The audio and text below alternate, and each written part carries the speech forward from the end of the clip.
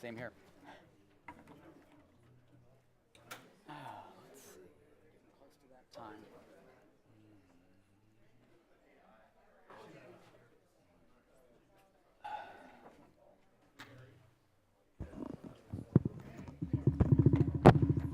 Okay.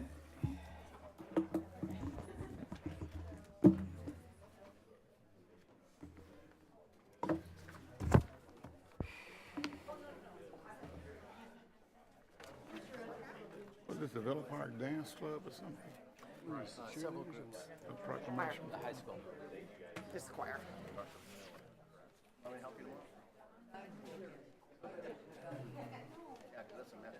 Choir from the public school.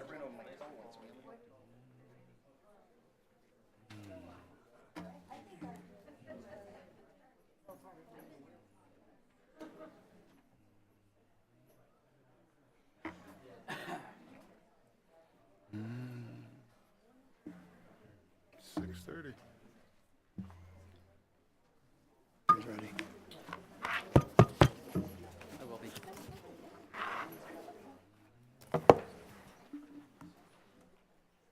Okay.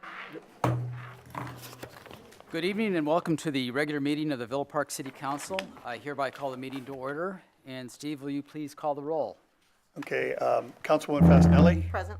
Councilman Nelson. Here. Councilman Pitts. Here. Mayor Pro Tem Rossini. Here. Mayor Colacott, Here. all present. Before we had a closed session, so we need to have a report out from our city attorney. Right, so we did talk about the two items on the agenda, one a significant exposure litigation item, one an initiation litigation item, and on those, there's no reportable action. That is all. Thank you. Well, to open our council meeting, we continue our tradition of inviting Villa Park distinguished citizens to lead us in the Pledge of Allegiance. And tonight, we are honored to have that Richard Merg has accepted our invitation. We especially like to honor our veterans as their efforts while in harm's way have protected our freedoms, including our right to recite the pledge. Richard Merg was born and raised in Cleveland, Ohio. Although Richie had not participated in sports, he tried boxing in his senior year of high school. With his natural strength and lightning-quick reflexes, he was a natural in the ring. Upon graduation, Richie enlisted in the United States Army. Following basic training, Richie was deployed to West Germany during the depths of the Cold War. At this time, relations between the East and West were extremely tense, and our troops were in almost constant maneuvers and training for combat. The company commander discovered that Richie was a boxer and assigned him to Special Services Sports. So in addition to his military duties, Richie competed in boxing competitions in the 139-pound weight class with other units and was undefeated in 20 fights. On discharge from the Army, Richie returned to Cleveland and continued his amateur boxing career. He decided to pursue a career in law enforcement when a friend was shot while Richie attempted to break up a street altercation. 1964 was a big year for Richie. He won the Ohio Golden Glove Championship and participated in the Olympic tryouts and met Sandy. In 1964, Richie also joined the Cleveland Police Department, viewing law enforcement as an opportunity to contribute to the community and to help people. After graduation from the police academy, Richie was assigned as a patrolman in some of the roughest areas of Cleveland. Racial tensions in our nation were high and none more so than in Cleveland. However, Richie made friends and the community supported him as they liked that he was there to help them. In 1966, Richie was recruited from Cleveland by the Santa Ana Police Department. Richie's interest in boxing was encouraged by Santa Ana Police Chief Edward Allen, and Richie found his boxing skills, reflexes, and footwork effective in managing some of the bigger suspects. Richie attended college part-time, graduating with a bachelor's degree in criminal justice from Cal State Fullerton, and he then sat for the sergeant's exam, scoring first in a field of 55, and was promoted to sergeant. In 1974, the Mergs moved to Villa Park with their son, Richard II, and daughter, Michelle.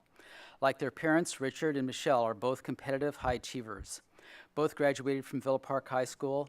Richard went on to graduate from the United States Military Academy at West Point and earned an MBA from the University of Texas. He is now vice president for a technology firm. Michelle graduated from Cal State Fullerton with a degree in biochemistry and earned a master's degree in toxicology from UC Riverside on scholarship.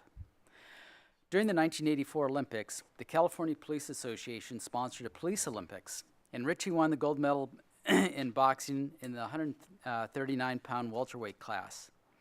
While off duty, Richie instructed boxing to disadvantaged youths at the Orange County Youth Commission in Santa Ana. While Richie was busy with his law enforcement career, attending college part-time and continuing his boxing interests, Sandy bought a failing hair salon in Anaheim. She expanded it to a full-service salon with 38 employees and ultimately bought the entire shopping center. As dedicated to her profession as Richie, Sandy also competed in and directed the Orange County hairstyling team, winning numerous awards. Richie's most notorious law enforcement action occurred in 1994. Most of us have viewed the O.J. Simpson white Bronco chase. It is one of the most surreal moments in the history of criminal justice in Southern California. Today you can view the chase and Richie leading the pursuit on YouTube. Richie performed many heroic actions as a law enforcement officer, including extracting a man from a burning apartment just before it collapsed. Shortly before his retirement from active law enforcement, Richie received the Police Service Medal for one of his heroic actions. From the commendation report, Sergeant Merg and his partner reported to a residence to assist a social worker in enforcing a court order to remove an infant from its mother for placement in a county facility. The mother was known to be unbalanced, irrational, and subject to fits of anger. Upon contact, the mother became emotional and resistant, producing a butcher knife and stabbed Richie's partner, piercing his lung. Confined in a small area with his partner severely injured, Sergeant Merg knew that he had to neutralize the suspect quickly to provide first aid to the injured officer and remove the social worker and infant from danger. Sergeant Merg lunged at the suspect, immediately incurring a facial gash and a tear of his uniform from the butcher knife that narrowly missed his upper torso. He wrestled with the frenzied suspect until he was able to restrain and cuff her. He then began first aid while calling for assistance. Richie's heroism was recognized by the Orange County Board of Supervisors, the State Assembly and Senate, and Congresswoman Loretta Sanchez. Richie retired with 34 years in active law enforcement and 11 years of part-time law enforcement experience. As a law enforcement officer, he enjoyed helping people and keeping the community safe. Richie is also a founding member of our Law Enforcement Advisory Committee. Richie and Sandy celebrated their 53rd wedding anniversary this year, and they continue to enjoy spending time with their family and friends. And I'm now honored to introduce Richie Merg, a veteran and law enforcement professional who will lead us in the Pledge of Allegiance. Please stand.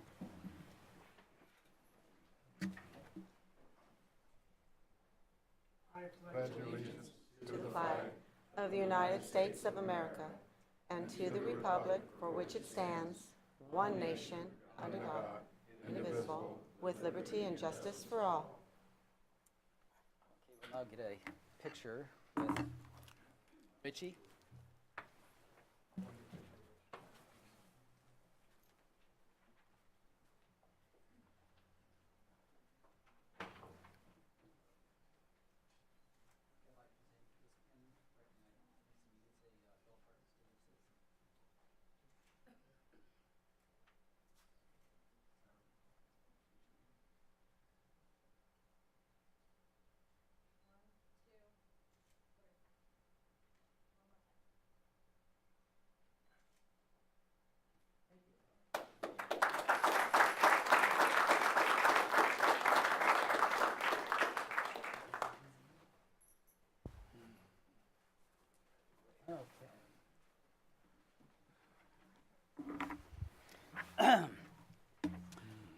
Okay, thank you. At this time, I would like to ask all those in attendance to please silence your cell phones or turn them off if possible. The Villa Park City Council and staff welcome you to this meeting, and we encourage your participation.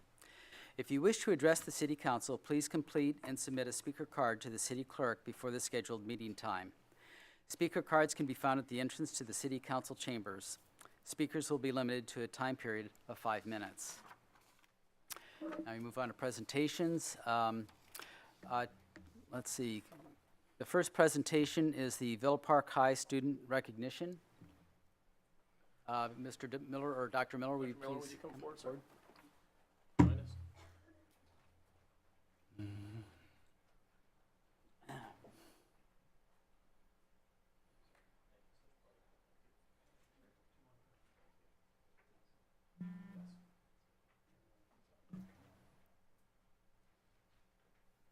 Ladies and gentlemen, thank you for coming here this evening.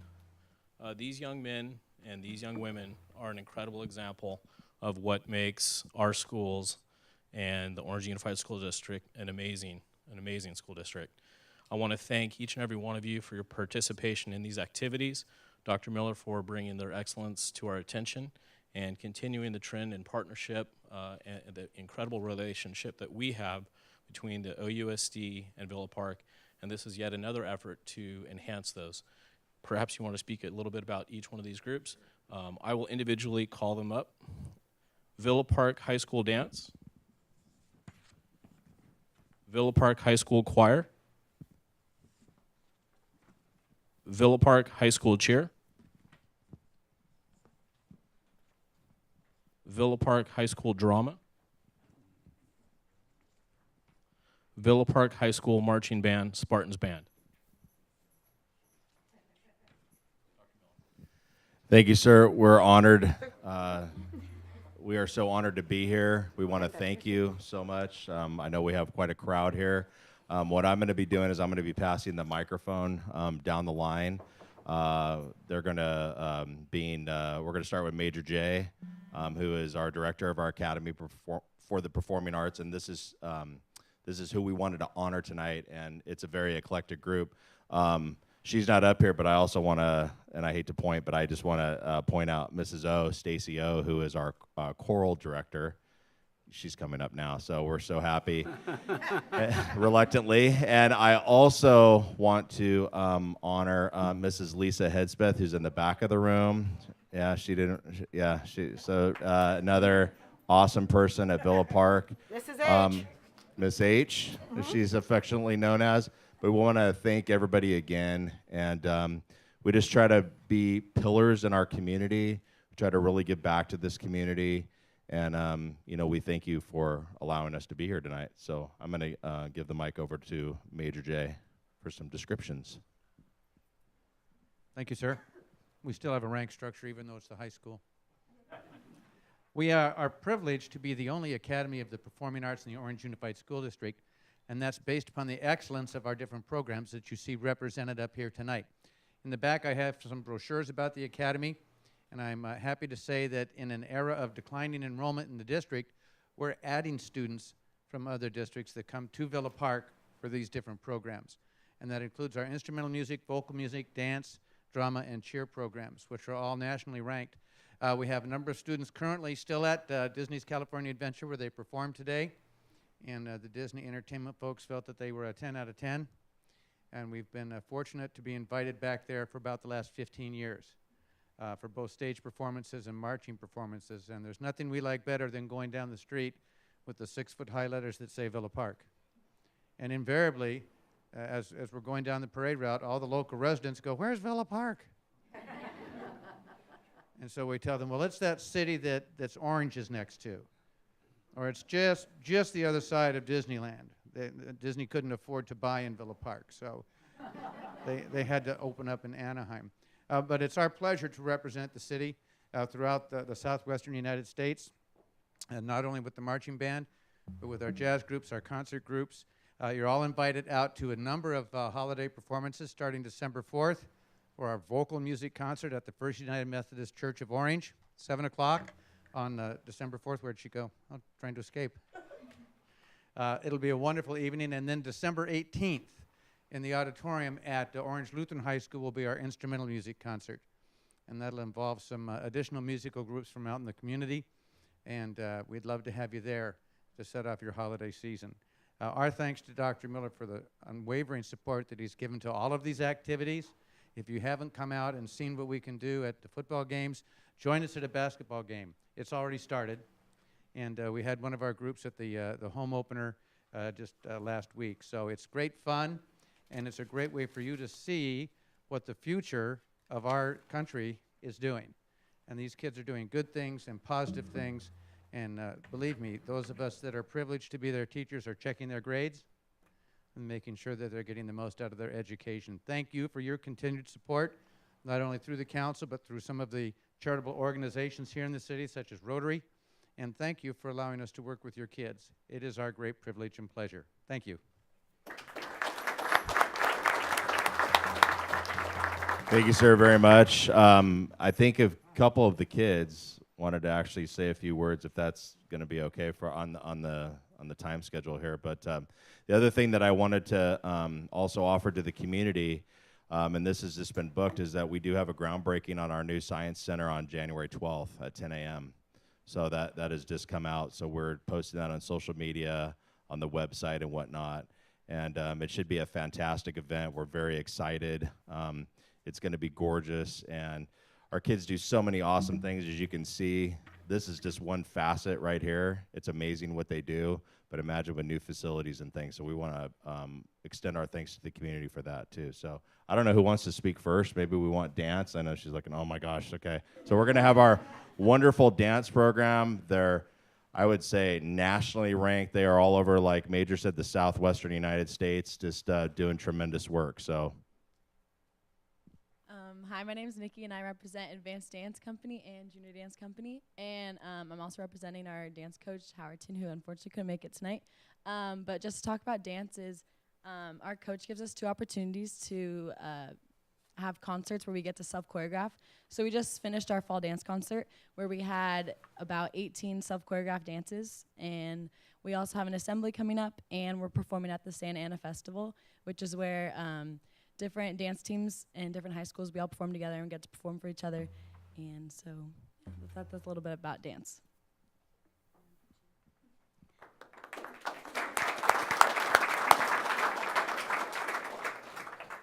Hi, I'm Julia Wilson. I am one of the varsity co-ed captains. And something that is really amazing about Villa Park Cheer is that we really come together and bond and create like a family environment, and we all support one another, and we come together with the 3 teams that we have, and we really do support each other and bond as like a family.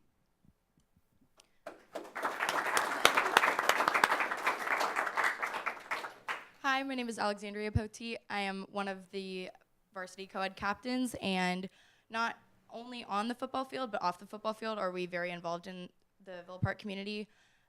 We attend the Brain Tumor Walk at Angel Stadium of Anaheim. We attended the Breast Cancer Walk. We also do the Challenger Classic baseball game, which is awesome. And right around this holiday season, we do go out to the police and fire departments and give them baked goods. So I've been on the team for 4 years, and it's been awesome being able to be involved and not only cheer, but also be involved in the community through this. So thank you.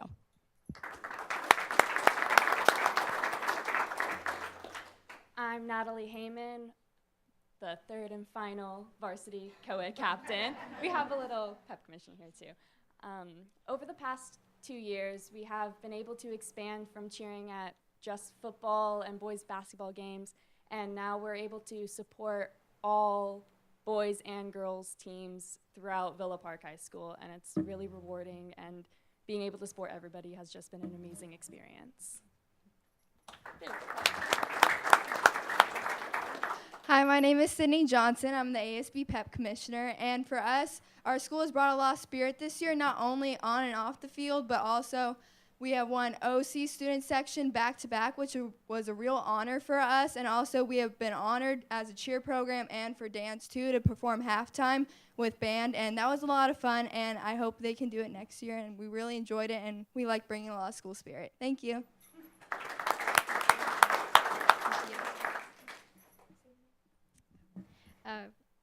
I'm Bailey Popal, and I'm the JV captain.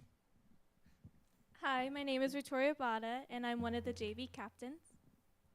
Hi, my name is Destiny Davis, and I'm one of the JV captains. Hi, I'm Melissa Champion. I'm one of the freshman captains.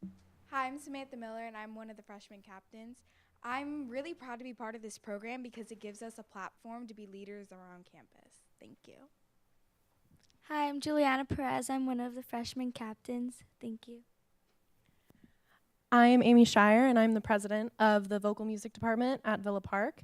And what I wanted to tell you about our program is we don't just sing. We learn how to be good people. We learn how to read music. We learn a lot of valuable life lessons that we can use outside of the classroom and throughout the rest of our lives.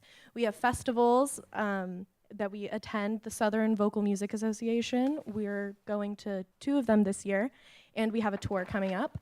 Also, as Major J announce we are having our performance December 4th at the First United Methodist Church of Orange. It's local, and we are always filling up all of the seats. It's a great problem to have, but unfortunately it is a problem. So we are making it's called the Go Cat. It's the Greater Orange Community Arts Theater, and it's going to be not only for Orange Unified School District schools, it's for any community event, and it's a wonderful venue. It unfortunately costs a lot of money, so I won't be able to reap the benefits, but it's being built for the generations that right now we're breeding for all the future Villa Park Spartans. Thank you. Hello, I'm Sophia Corey, and I'm the Vice President of Villa Park's Vocal Music Department. I would just like to talk about how, I began my journey with choir when I was a freshman, and that was actually the first year that our new director, Miss O, was a part of the program as well. And at that point, we were a puny little program. We had 40 people. It was very tiny. And fast forward to 3 years, we now have over 100 people in our program, and it has just been incredible. We're so grateful to have expanded as much as we have and just build so much camaraderie through music. Like Amy said, we have so many opportunities to grow as a program, and Miss O has really emphasized opportunities. We have been able to do festivals, and all of our choirs have actually ranked superior, which is awesome. We do at least one festival a year for each choir, so it's really emphasized to expand musicianship and listen to other choirs as well, other high school choirs. We also do tours, and we have been so grateful to be able to fundraise and find the means to do so, because they are just incredible opportunities to expand educationally and socially and just have a hands-on experience that cannot be found in the classroom setting. So we are just very grateful, and yeah, thank you.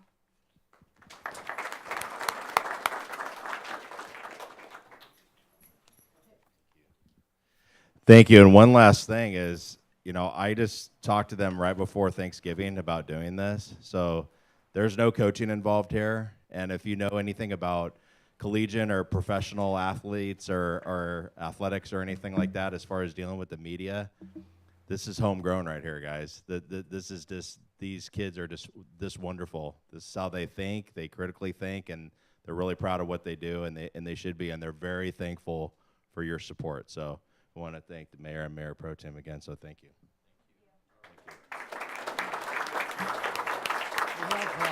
We have some certificates of recognition for each of the programs, so could we have the representatives from each of the programs? See, dance. Okay, that's you. Why don't you step forward? Choir. And cheer. Drama. Okay. And Spartans band. Okay, thank you. Let's get a photo of this group with our, oh yes, oh, one more word. One more word is I wanted to also say the best for last, I think, here is Mrs. Hankey has really pulled together our school. She's developing this drama program. We have not had drama per se as a class and whatnot. The major has done a tremendous job with this, along with Stacy and her support. But Mrs. Hankey has done an incredible job. So she is here representing tonight. So I just wanted to give her special recognition too. So it's all coming together, everybody. So thank you so much again.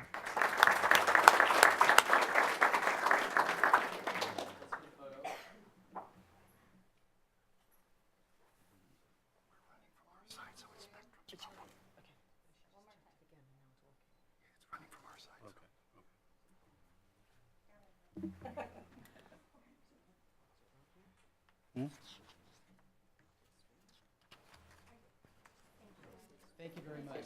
Congratulations.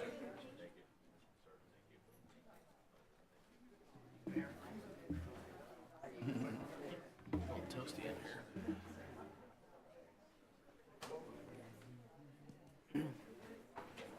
Where does it stream? What's that? Where does it stream? I don't know.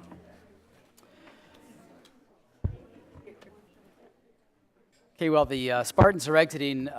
This is a new program that was championed by our Mayor Pro Tem, Vince Rossini. Vince, can you tell us a little bit about the program and what we'll be seeing in the future? Absolutely. Thank you very much, and I appreciate the support of the community, the school district, our staff, and parents and parent volunteers. This is just an effort to recognize some fantastic work. I know the school district does a fantastic job of that, but I really think it's important that our city, and in particular our city council, reach out as we have and significantly try to give each and every child the best opportunity that they can in the future. And by recognizing these programs, and in particular outstanding students and teachers, perhaps the teachers feel appreciated and continue to strive for excellence within the classroom and outside the classroom, and perhaps gives our kids a little bit of a push, whether it's to the next grade or to another opportunity within the educational program, or even into a college program. The emphasis is to do something early on in the school year for applications, hint, hint. And we have some outstanding scholars, some student athletes. Shout out to Villa Park High School football, well done.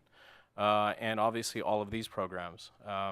So I look forward to recognizing, and I think the entire council does. Many of the council members here volunteer or have volunteered with the school district. And it's just a real honor to be able to do this, and I really thank the school district for their partnership in this. Thank you. Our next presentation is from the Orange County Sheriff's Department.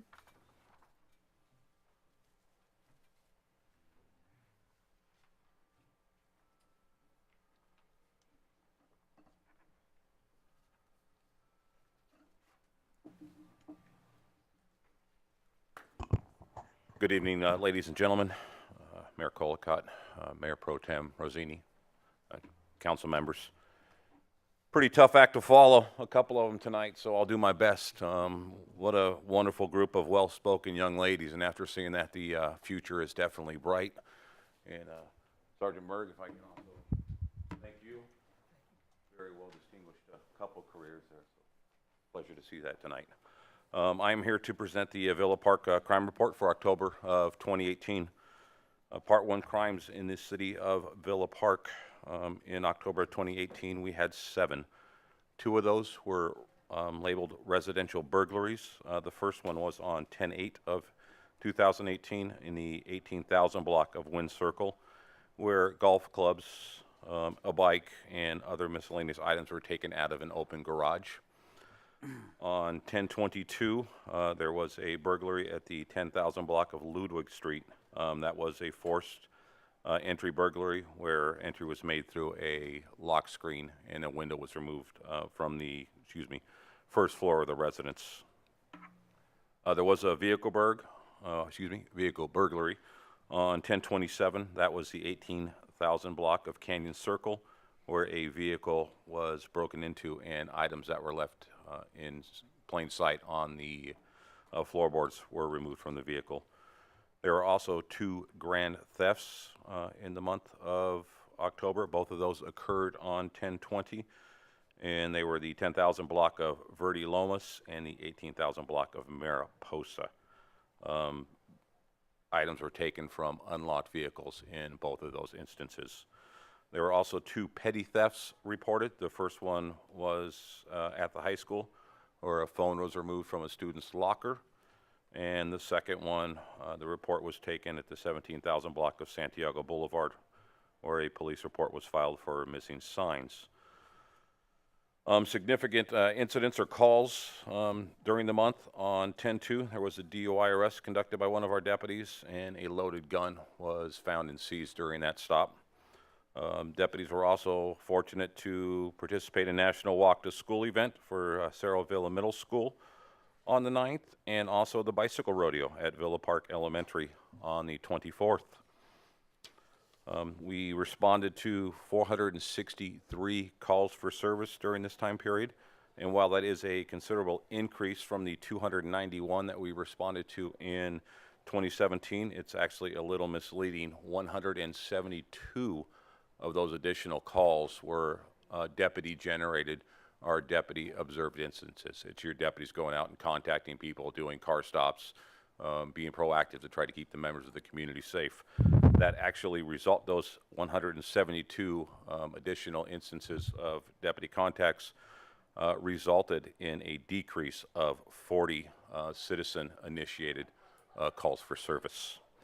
There was one traffic collision reported during the month, and that was on the 20th, and a vehicle crashed into a residence. There were no injuries in that.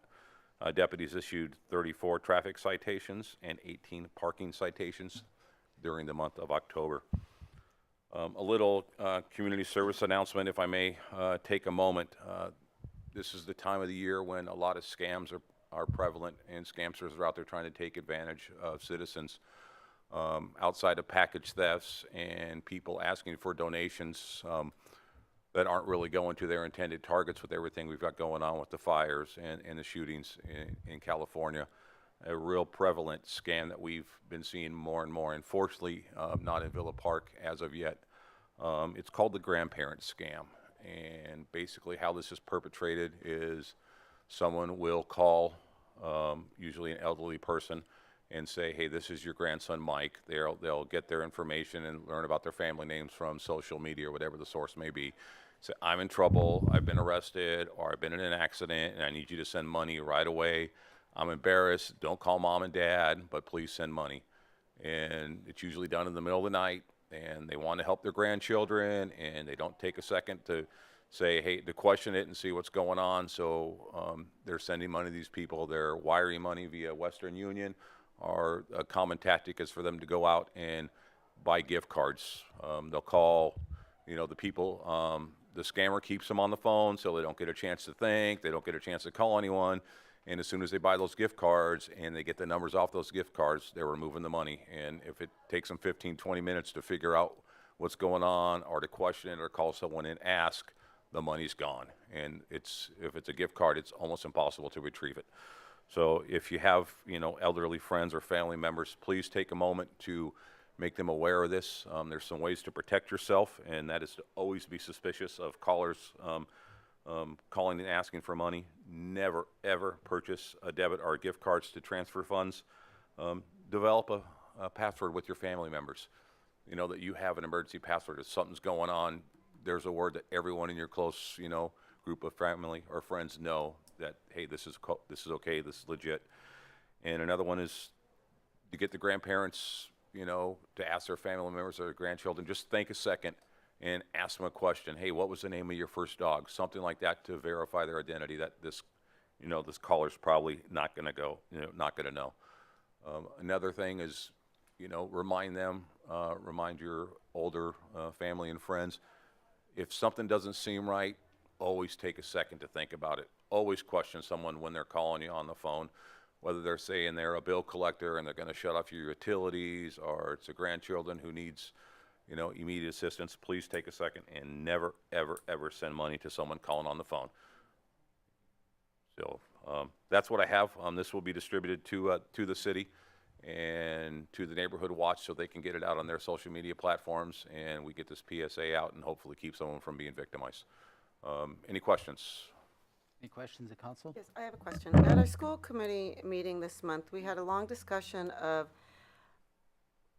who issues the tickets in the school parking lot. Is it the sheriff's department? Because tickets are issued in the Villa Park High School parking lot. And I had the district there, and we know tickets are issued. We believe it's the sheriff department who does it. And they themselves, I'll be honest with you, didn't really know it. And the second part was who gets the income. I don't believe the sheriff's department does issue tickets on the school campus. I would have to look into that. I can get back to you. If you would, ma'am. Because it was a hearty discussion Yes. at our meeting, and everybody was confused, including the district, including the. And I hate to say this, businesses. I am too. I do not believe the deputies are cited in there, Okay. outside of the school resource officer if they were called to do something. The last time I know they wrote a parking ticket in the school, it was a handicap citation, and it was because it was brought to their attention that, hey, someone's parking here and they shouldn't be. That was Because addressed. they have permits, so they get tickets if they don't have a permit. So that's how it came up. That's But if correct. you could, I do not you think could those follow are up, issued. that would be I great. definitely will. And if the revenue source, if it is through data ticket, any parking ticket that's issued in a city, portion of the revenue does come back to the city. Yeah, so I have both agencies kind of not knowing, because they charge $60 a ticket for the park, for each kid to park there. So that's one of the questions. They don't know where the money's going at the school, and we're not quite sure who's issuing the ticket. So maybe next month you can follow up with the city manager, and he can I will can get back to follow up you with them. or the city manager on that tomorrow, ma'am. Thank you. I You're appreciate welcome. it. Okay, any other questions? Thank you. Our next presentation is by the Orange County Fire Authority. Good evening, Mr. Mayor, City Council members, city staff, and residents of Villa Park. My name is Ron Roberts. I'm one of your battalion chiefs assigned here to the city of Villa Park. For this reporting period, as you can imagine, our greatest calls for service were for emergency medical service. Better than half of our calls were for EMS. I can tell you that there was no loss or damage from fire during this reporting period. During this reporting period, I can also tell you that, as you are, I'm sure, well aware, we had a significant response of firefighters to the fires both in Northern California as well as the Woolsey Fire and the Hill Fire here in Southern California. We also just recently, this past weekend, had our USAR Regional Task Force return from Butte County, where they were helping in search efforts and recovery efforts up there as well. We're looking forward to the events coming up on the 7th and 8th, the Santa Tour and the boat parade. Your firefighters are always charged up for that, especially the boat parade. They enjoy throwing candy. For a safety message, just like to hope that we saw the change of our clocks over this reporting period. Hopefully everybody remember to change the batteries in your smoke detectors and carbon monoxide detectors. Those need some attention. I'd like to wish everybody happy holidays, and I'd be happy to answer any questions. Any questions? Okay. Thank you for what Thank you you. do. Do we also have a presentation by Deputy Chief Zeller? Do we want to reserve that for No, I think, Mayor, that's an agenda item later on this Agenda evening. item, excuse me. Sorry to get you up there. Okay. Woke her up. Okay, do you have a representative from the Orange Unified School District? I think this week, we asked them not to because we just did the presentation for the Dr. Miller and the Villa Park High School. Do you have a representative from the library? Okay, apparently not. Let's see, we now have council member attendance reports. First is the Orange County Mosquito and Vector Control District. That is mine, and in lieu of my doing a presentation, I've asked this evening for Laura Young, the Director of Communications for the district, to come and give a presentation on the district services, programs, and activities. I have just a brief PowerPoint. Thank you for having us tonight. I'm going to also give you a brief review because we really consider our West Nile virus year wrapping up and over. We haven't had any positives in the last month from the city, but just to give you an outline of what is occurring throughout the county as well as within your city. You can move to the next slide. A brief review of what we are. I know Councilmember Nelson probably gives you all this information, but we do cover all the county. We have 35 board members, one from each city, and then one county at large representation. You can go ahead and move to the next slide. Just in case nobody knows what a vector is, it's basically any insect or arthropod, rodent, or other animal that can have a public health significance and can harbor disease and or be a nuisance and cause human discomfort. So by that definition, anything can be a vector. Our board has designated mosquitoes, red imported fire ants, rats, and flies as vectors within this county. So that's what we provide services for within Orange County. You can move to the next slide. In Orange County, we do treat neglected pools as well as over 700 miles of gutters and ditches, 35,000 drain inlets. We have a lot of breeding in our underground flood sources and our underground infrastructure, as well as 370 miles of flood channels. In Villa Park, year to date, we've treated 84 pools, about 65 flood channel gutters, and then we do about 0.55 flood channels treated, and we've also treated for some red imported fire ants as well. You can move to the next slide. For our West Nile virus year to date, we had a really mild West Nile virus year in the county. overall, we saw less than 105 cases of positive mosquito pools. In Villa Park, we had 1 positive mosquito sample, no West Nile virus human cases, as well as no dead birds tested positive for West Nile virus. So that was a good year for us. We are at about 11 human cases countywide. Next slide. And you can just click through the animation. So I just want to give you an outlook of what would happen if we did have some significant West Nile virus activity. We have our early intervention, which includes outreach, and we do some outreach in the city, as well as we have a summer campaign that the city was involved in. We do advisory notice, so you'll see those in those neighborhoods, and the city's always notified prior to those postings going up, so they are aware if their residents call them. We do mail out advisory notices to residents if we see significant disease activity within a neighborhood, and then we treat for breeding sources. Our primary treatment is larviciding and trying to eliminate the water sources.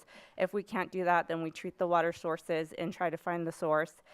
We continue surveillance, and if we cannot continue to do that, then we move to an adulticiding, which is really moving into our emergency response. That means the mosquitoes we have, the adult mosquitoes we have, are highly infected in the area, and so we want to get them knocked down before they infect any human cases. So you can move to the next slide.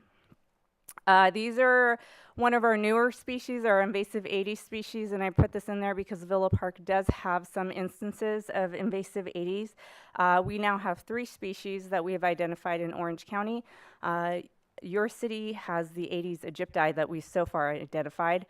They're all aggressive day biters. They're black and white, so they're one of the prettier mosquitoes out there, if you're going to rate mosquitoes, but they are actually one of the more nuisance biting mosquitoes. They're really aggressive. They prefer mammals, so they prefer to bite people and animals. You can move to the next slide. You can see they're pretty widespread, and you can go ahead and click through, and there's a little projection map. That's what it looked like in 2015 and 2016. 17, we had an explosion, and 18, we have even more, and then the last one's our projection of where it will be by the end of next year. So we have currently 31 areas, that's 27 cities, and the remainder are unincorporated, and Villa Park should be on there. I may have forgotten it, but you are on there, I checked. So you do have a small infestation area within the city, so it's not really large. With these mosquitoes, you can move to the next slide. One of the sort of challenges for us as a district with these mosquitoes, they're small container breeding. So as we're getting as we got the rain last week, and we're getting more rain this week, those small containers of pots, flower saucers, anything basically left out in a backyard, bromeliads, any water source plants will fill up with water, and these mosquitoes' eggs are viable for up to two years in dry conditions. So a lot of how this gets spread throughout the county is people passing plants and either buying them from nurseries that were infected with these mosquitoes, or just passing them along to family members as gifts. So our message to residents and to the cities are to continue to encourage residents to clean up clutter in their yard, to remove any water sources, any unneeded containers, and then make sure to check weekly and dump and drain any waters, and scrub any outdoor containers that are not in use to remove any eggs. You can move to the next slide. This is really a community effort, even more. We always have this messaging of shared responsibility for vector control, but now we really need to step up and do a similar outlook as what a community watch or community outreach program in communities have, because we can't get to every home in Orange County, and we certainly can't get to every home in every city. So we need neighbors to talk to each other, communities to educate each other, as well as making sure that they're reducing their sources, using EPA registered repellents. And then there are some other aspects that are available at Home Depot that they can do adult mosquito control, but really that's a band-aid on the problem, because you're going to get more mosquitoes if you have the sources in your backyards, or your neighbors do. And you can go to the next slide. I think that's it. If you have any questions, you'll know if you have them. You get bit a lot. Yes.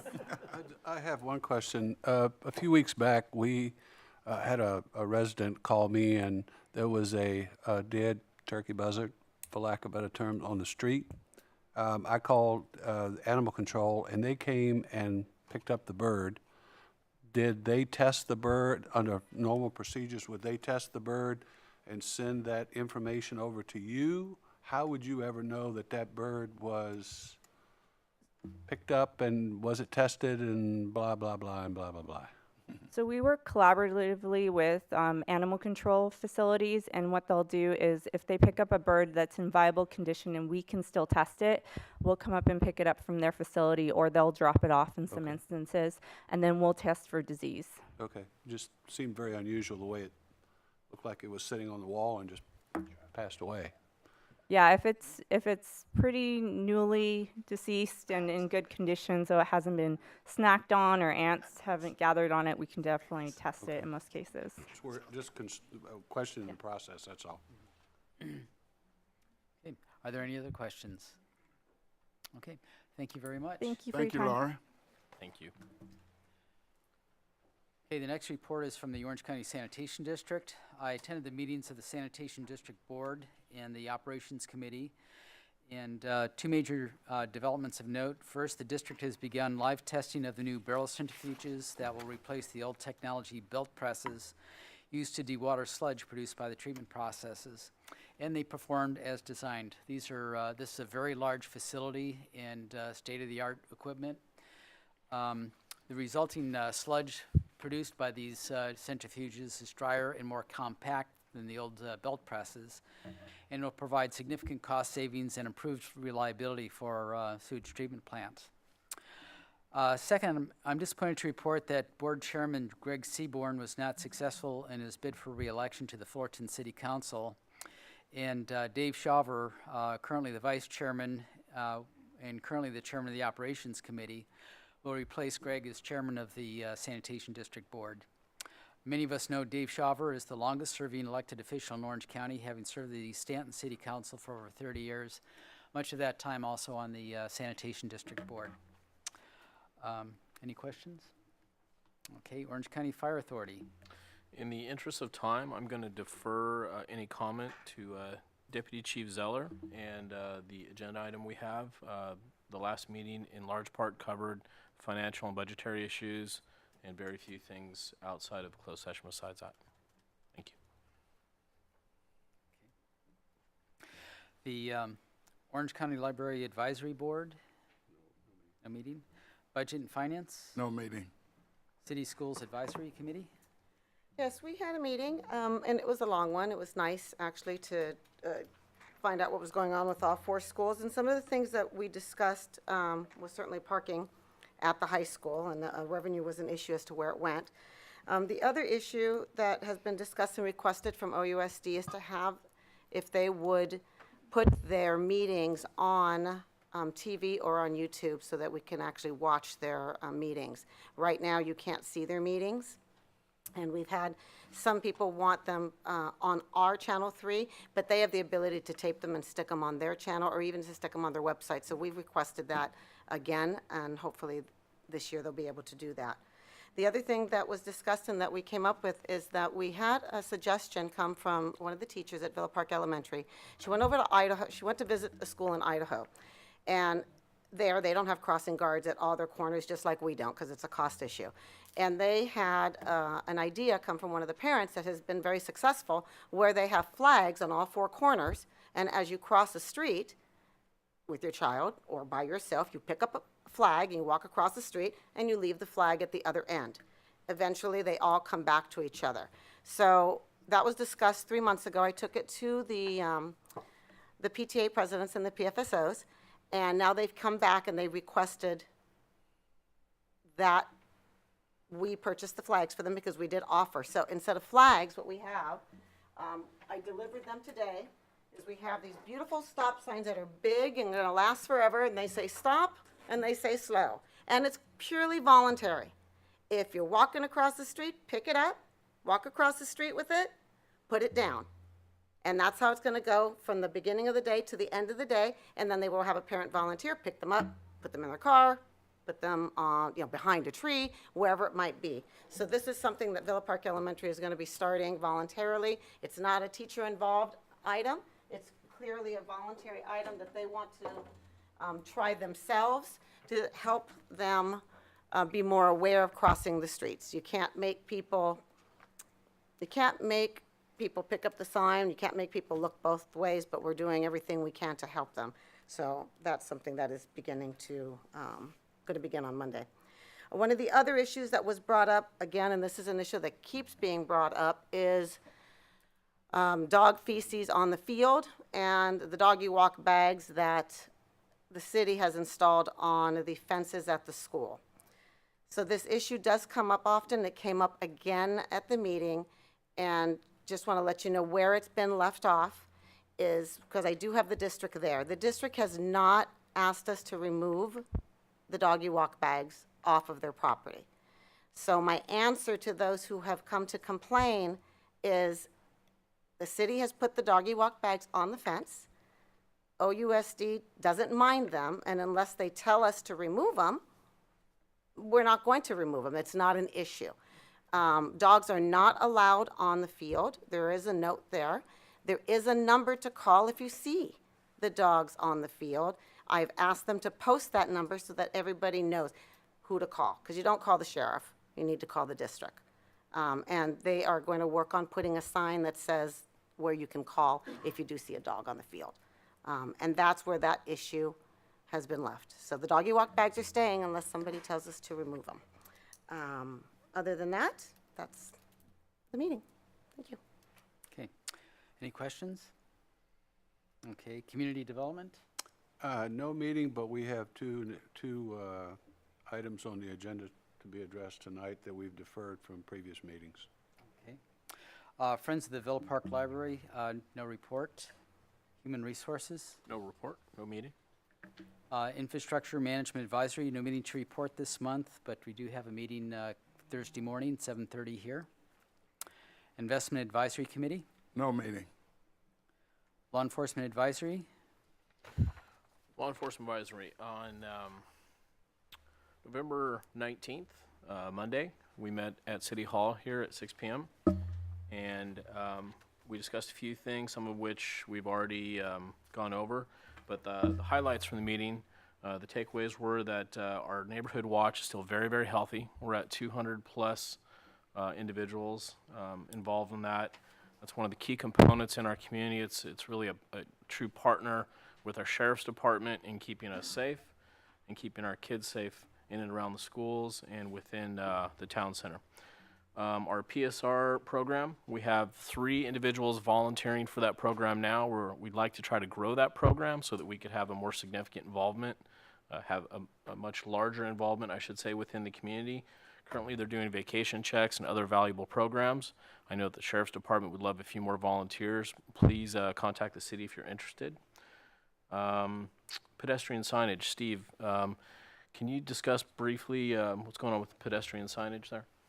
Yes, we are working with the city engineer and our maintenance workers. We will have some additional pedestrian warning signs, but not just pedestrian warning signs, put on several locations throughout the city, and those are on order at this time. Thank you. Couple other items. We had the Orange County Fire Authority Wildfire Preparedness Town Hall meeting. That was on September 25th, and we will be having a future one. It was attended by roughly 20 individuals that were trained up on wildfire preparedness, what to do, how to deal with that type of event, evacuation, how you can harden your house, make it safer, stuff like that. It's a very valuable program. I know there were a lot of takeaways, even for myself. I was impressed by the presentation. I would highly encourage anybody to attend. There was room for at least probably 30 other individuals to come, and we'll be putting out more information. I think that time was not quite as fortuitous or advantageous for the city and for the residents, but we will be having a future town hall on that. And then last but not least, the Villa Park Emergency Preparedness Training Program. That also finally got kicked off. And Steve, you want to touch on that a little bit? On November 3rd and subsequently on November 10th, a number of 17th, Orange County Fire Authority presented an emergency preparedness training, which was not to be confused with a CERT training, but just a preparedness training. There were approximately 16 to 17 individuals attended 2 4-hour sessions over those Saturday mornings. and they were instructed on basic techniques for how to deal with things as they come up. The training was provided by OCFA as part of our normal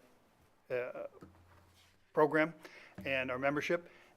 Secondarily, it was successful enough, and we did get people saying they'd like to come if we did it again in the spring. So we'll probably replicate that, some sort of training in the springtime somewhere. It's difficult because it's an 8 hour, 8 hours is a lot of material and a lot of things to do. So we learned a lot, and we'll refine it and kind of build a better program as we go forward. A key thing to think about here is the reason why this is on the Law Enforcement Advisory Committee agenda is this is a partnership between the Orange County Fire Authority and the Orange County Sheriff's Department. A critical piece of preparedness and wildfire preparedness, emergency preparedness, the overall umbrella is evacuation. And the city, the community, the residents, everybody working together to make sure that we're on the same page. And we really do see a true partnership there. But if we don't have people coming together to talk about it, then there's that possibility that things are going to be confused or misconstrued. So it's truly important to have these types of events, and our communities responded in kind. And I thank everybody for their participation, the Fire Authority and the Sheriff's Department in particular, and Steve, of course, and staff. I have a question. What's a pedestrian warning sign? You've seen them there, several of them. There'll be a yellow triangular, Alcram's not here. They're basically just pedestrian ahead type of thing, or crosswalk ahead type of thing. They're just signs. It's a yellow advisory sign. It's a yellow advisory sign. So we're having. I think it's lime green. Or I'm not sure exactly what the color is, but just to advise people on streets that might not otherwise know that there's a crosswalk ahead or something along those lines. Okay. Thank you. Any other questions? Okay, public safety? No meeting. No meeting. Public Works and Engineering, no meeting. Community Services Foundation. One quick reminder, Santa Tour is not this Saturday, December the 8th. Looking forward to that. Fire truck, city council, all the kids. And I'm going to defer the rest of this agenda item to our Chief Executive Officer of the foundation, Mr. Ed Carter. Good evening, Mayor, Council. How are you doing this evening? Doing well. Good. All right, happy holidays to you. And to you. So, Villa Park Community Services Foundation does a lot of things, including grants to various local organizations and the schools. We're also working on a community center, but that's not the reason I'm here tonight. I'm here to talk about, first of all, like Robbie said, the Santa Tour, which is coming up on December 8th, which I'm looking forward to seeing you all there. And also the boat parade, which is on December 9th. And each year, a committee gets together for the boat parade and decides upon a grand marshal for the parade. So I'd like to read this concerning our grand marshal choice for this year. Are you going to sing? Excuse me? Are you going to sing? If you'd like. It's probably going to be like Joe Walsh and my Maserati does 185. I lost my license and now I can't drive. How's that? Each year, the Villa Park Community Services Foundation is pleased to recognize a member of our community as the Grand Marshal of the Dryland Boat Parade. Because Villa Park is known as the hidden jewel, it always seems to be appropriate to select a real gem for this honor. Yes, we are fortunate to have many precious folks in our city, and not all are in hiding. You may have even stepped upon several of them tonight as you entered the city council chambers, as their dedication to our city is noted by their names on bricks outside. Even more important than having their names carved in stone, it is a sense of ongoing community service that sets our grand marshals apart. Our 2018 honoree has lived in Villa Park for decades. There is even a rumor that the catwalk that leads to Saravilla Middle School was named after her daughter. What is in fact, however, is her generosity of traditionally hosting members of several organizations for elegant dinners, fun activities, and meetings in her home. Her multi-year efforts in creating the monthly Villa Voice publication for the Villa Park Women's League were much appreciated. It definitely was no surprise that she was honored with the Women's League Community Service Award in 2002. Well, so much for concealing it. No longer it is really hidden. There is no doubt that our 2018 Grand Marshal is obviously guilty of revealing much of the history of our city to the world. As a board member of the Villa Park Elementary School Restoration Corporation, she took on the laborious task of getting Villa Park Elementary placed on the U.S. National Historical Registry. And her passion for Villa Park did not stop there. In collaboration with several residents of the community and the Villa Park Community Services Foundation, Villa Park truly came out of hiding with her 285-page pictorial history of our city. Ironically, it is called The Hidden Jewel. Oh, her love of history keeps on going. If you go online, you will find a copy of the Villa Park Elementary School History and Memory Book that includes some of her recent contributions. As the city historian, she has thousands of tidbits of Villa Park info and real artifacts. Just ask her.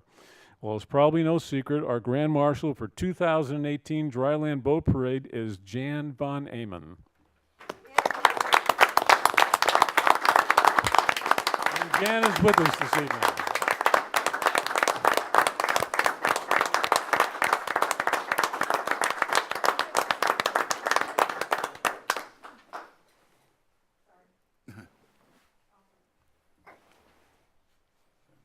Lady, huh?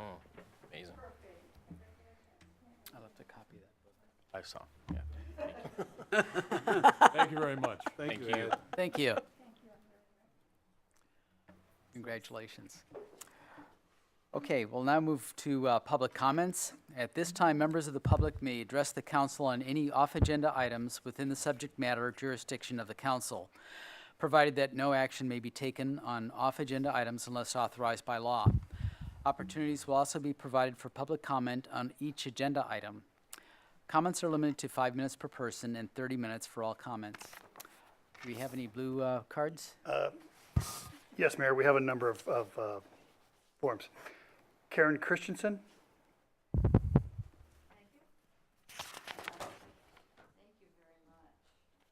I'm going to move this down. Hello, everyone. I would like to take this opportunity to let our citizens know about the passing of Arnold Goodman, on October 30th, preceded by the passing of his lovely wife, Julie Goodman. In the 70s, when we were all moving in and finishing our houses and pools, so much of our fun times were spent on Hillcrest Circle and Bryn Mawr Drive, socially meeting and developing Villa Park friendships. In 1982, the Women's League put on a show to celebrate the city's 20th anniversary, having also just produced a successful show in 1980. Each show had almost 200 residents singing and dancing with a hired choreographer from Disneyland, hired professional musicians, Jim being the music director. The dancers and singers of Villa Park, over 200, practiced tirelessly on driveways, in garages, as well as at Cyril Villa and Serrano Grade School. Julie and Arnie Goodman were always supportive of every activity in Villa Park. Julie being a social chairman and asked to become another officer of the Villa Park Women's League, and Arnie enthusiastically participating in every show and activity. Their son also received a Villa Park Women's League scholarship to his college. There are so many Villa Park friends we formed over the years, but wanted to give special acknowledgement to Arnie Goodman, who was the lead in the 2012 Villa Park Women's League show at Villa Park High School, celebrating the 50 years of Villa Park being a city. It also included the same choreographer from Disneyland, as well as the same music director, again, past presidents of the Villa Park Women's League. But we had the wonderful opportunity of working with Chuck J. at Villa Park High School. The band played, so many of their talented students ran the lights and ran everything else. It was a wonderful opportunity to celebrate the 50th anniversary of our wonderful city. And I would like to say, in conclusion, of Arnie and Julie's life, and so many others outstanding citizens of Villa Park who have passed, and having lived here for almost 50 years on Bryn Mawr Drive, I would like to say, celebrate. This was a good life, well lived, and we've enjoyed living on Bryn Mawr Drive, even with the baseballs flying over still into our backyard. I only have hundreds of them. They're all wonderful. Thank you very much. And what do we say about our wonderful city is celebrate. What do we say about our wonderful city? Celebrate. Thank you very much.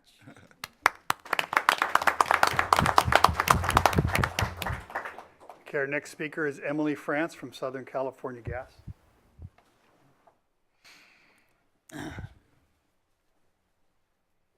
Good evening, Mayor and council members. That's going to be a tough act to follow, but I'm certainly going to try. My name is Emily France. I'm the Public Affairs Manager for SoCal Gas here in Villa Park.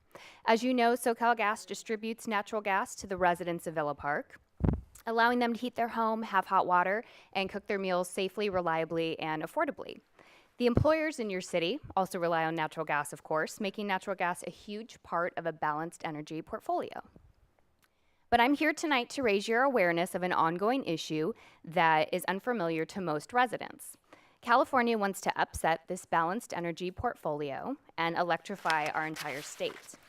A proposal which did not pass the legislature this year would have required all new buildings built after 2022 to be all electric, and would have required existing buildings to be retrofitted to be all electric by 2030.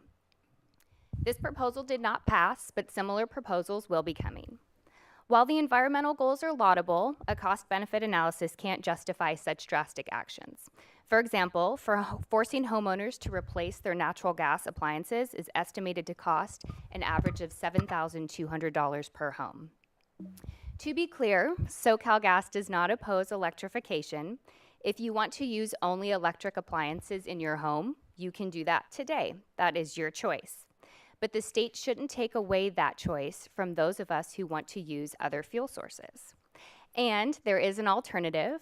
Biogas, or renewable natural gas, is natural gas that comes from organic sources. We can capture some of this gas, which now goes into the atmosphere, clean it, and inject it into our pipelines. If just 16% of the gas we delivered to customers were to come from renewable sources, it would have the same effect on greenhouse gas emissions as electrifying all of California, and at a much lower cost. And this is a realistic goal to achieve by 2030. So with that, I appreciate the opportunity to speak tonight. I've left my contact information and would love to continue the conversation at any time should you have any questions at all. Thank you very much. Thank you.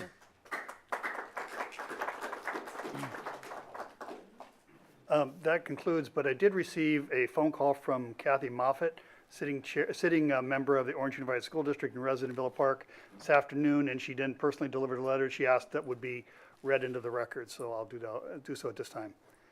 Dear Mayor Collicott and members of the City Council, I regret that I cannot be there this evening as I am tending to Orange Unified School District school board business. So instead, as a resident of Villa Park, I'm writing to express my gratitude and appreciation for the service to the City of Villa Park that's been given so generously rendered by Council Member and former Mayor Deanna Fasenelli.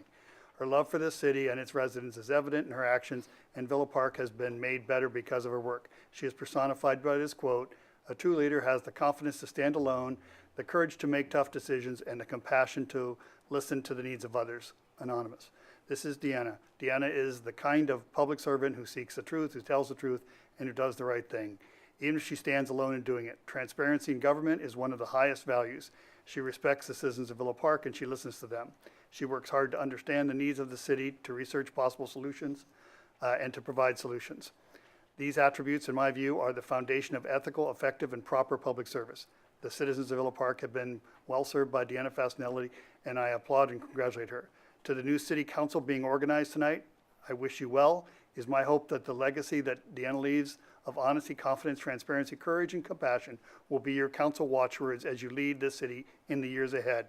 Best wishes to all, Kathy Moffett.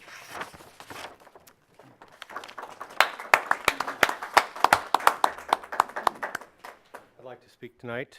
I didn't fill out a card, sorry. Mayor, Pro Tem, Council, I'm here also to support Deanna Fasanelli tonight. I really appreciate the words that Kathy Moffett has just relayed through City Manager Franks. I wanted to remind everyone that Deanna Fasanelli came here as a volunteer. I was with her on the council for 4 years, well, of course I was with Councilman Nelson and Mayor Collicott as well. We all worked together. I'd like to remind folks about a lot of the things that Deanna has done for the city. And a lot of it hasn't really been as advertised as it could be. But a lot of it has to do with the first things that we did on the council together, and that was for the CUPs.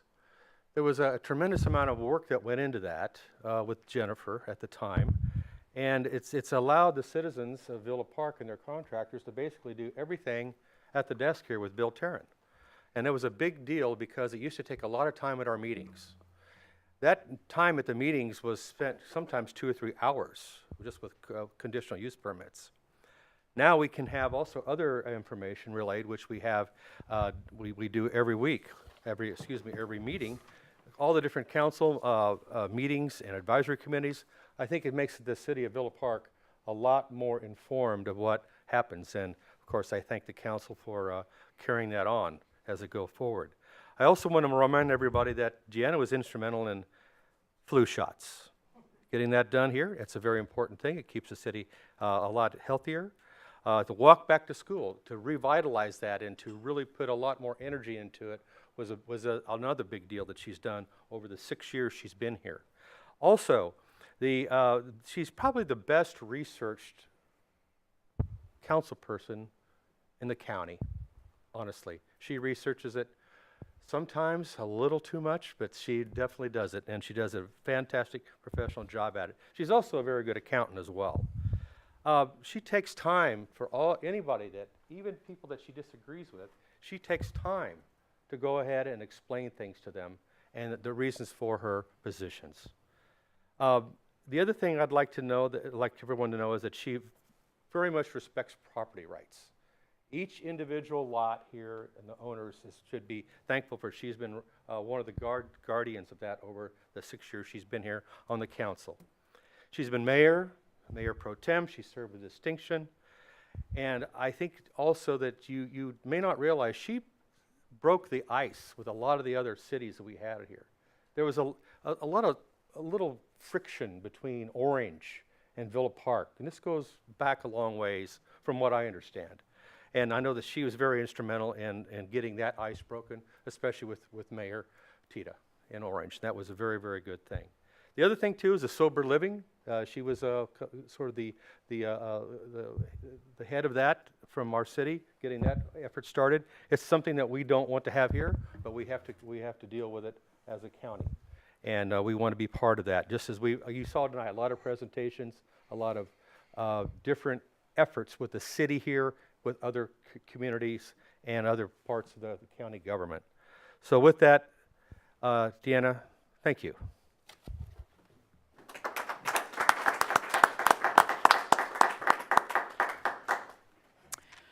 Okay, we now move on to public hearings. Our first hearing is the review to waive reading in full of all ordinances and resolutions on the agenda. Staff, please give the staff report. Agenda item number 3 is the monthly waiving of the reading in full of all ordinances and resolutions and meeting minutes, which allows us to have an expeditious and efficient city council meeting. We'd recommend approval. Council members, do you have any questions of staff? Okay, hearing none. Is there anyone here to speak at this hearing? Seeing none. Is there a motion on this matter? I'll move the recommendation to waive. Second. Okay, there's been a motion and second. Please vote.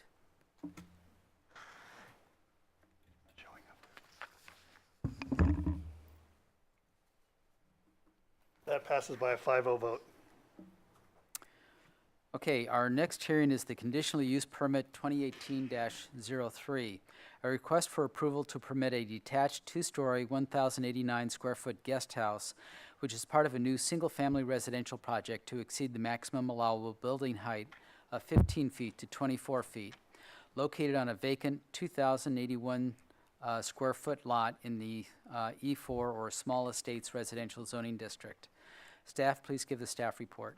I'll start this off and kick it off to Ray Pasquale, our planning manager. But basically, this item came before the City Council on September 9th after being September 19th after being on the CDC Community Development Committee meeting that afternoon.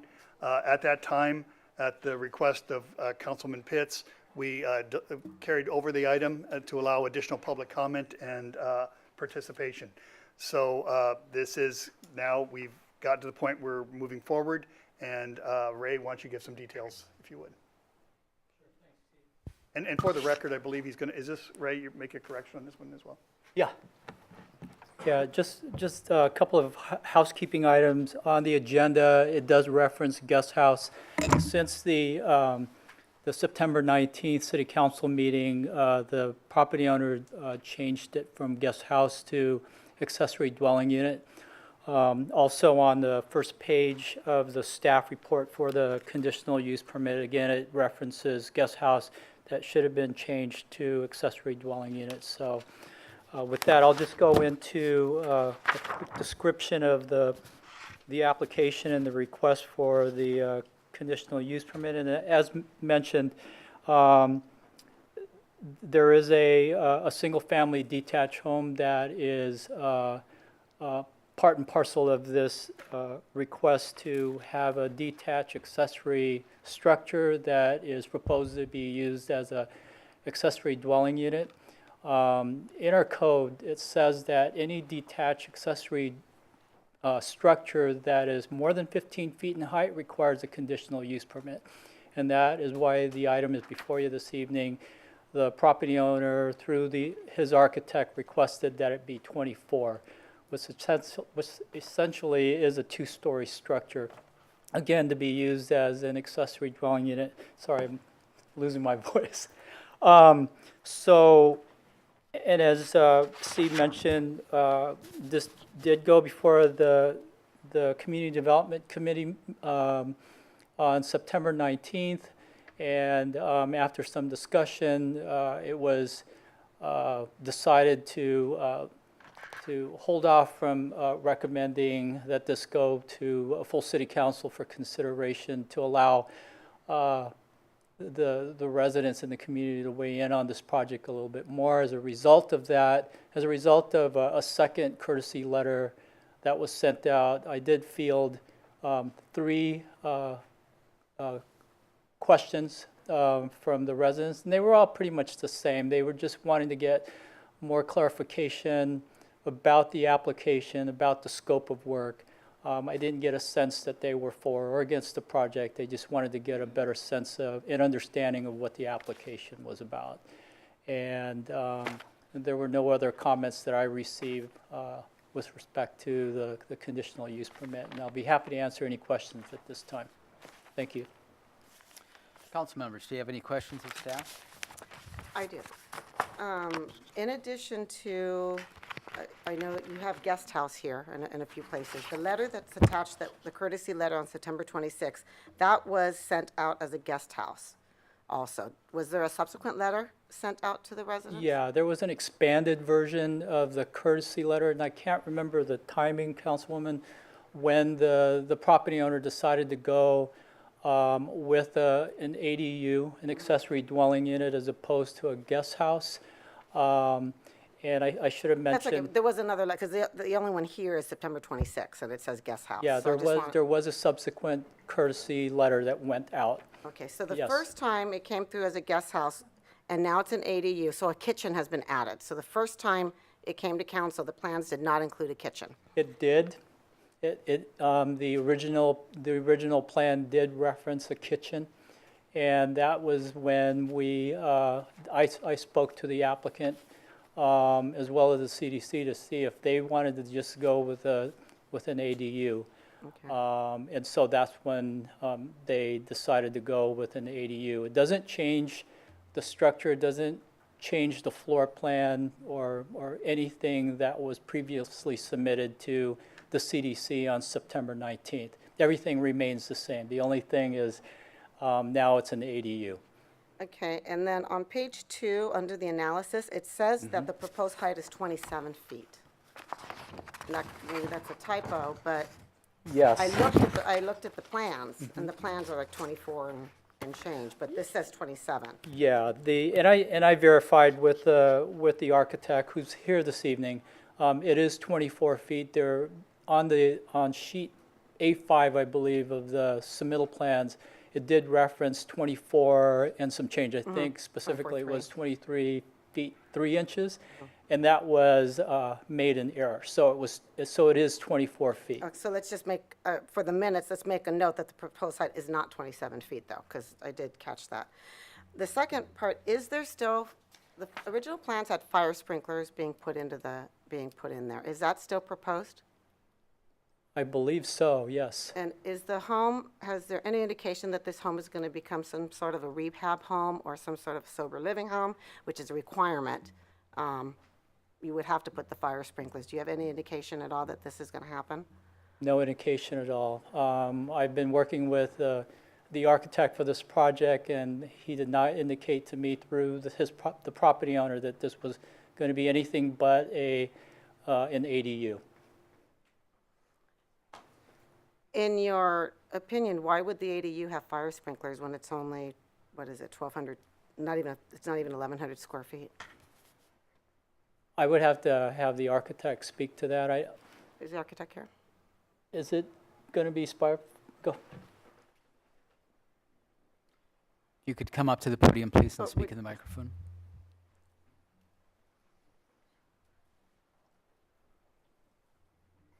Good evening. Good Thank you. evening. Do you understand? My question comes from our past experience in the city, where we have had residential living facilities open up, and how that has been notified to the city because they put fire sprinklers in. So I'm asking you, do you have intentions of having, is this building going to be a rehab facility or a sober living facility or a residential, skilled nursing facility? No, just a residential belong to the main dwelling, the main house. The main house. Yeah, yeah. And you're putting fire sprinklers in just for Fire safety? sprinklers that will be by building code at the fire department. For instance, it's in a high hazard area that will be fire sprinkler. So this comes later with the building department. But it's not a requirement, though, at 1,000 square feet to put it, is it? No, there's no requirement for us. It's just, that's voluntary. We don't require that. Yeah. Okay, thank you. Thank you. Ray, I had a question. Yes, sir. Not for him, but for you. Do we have any other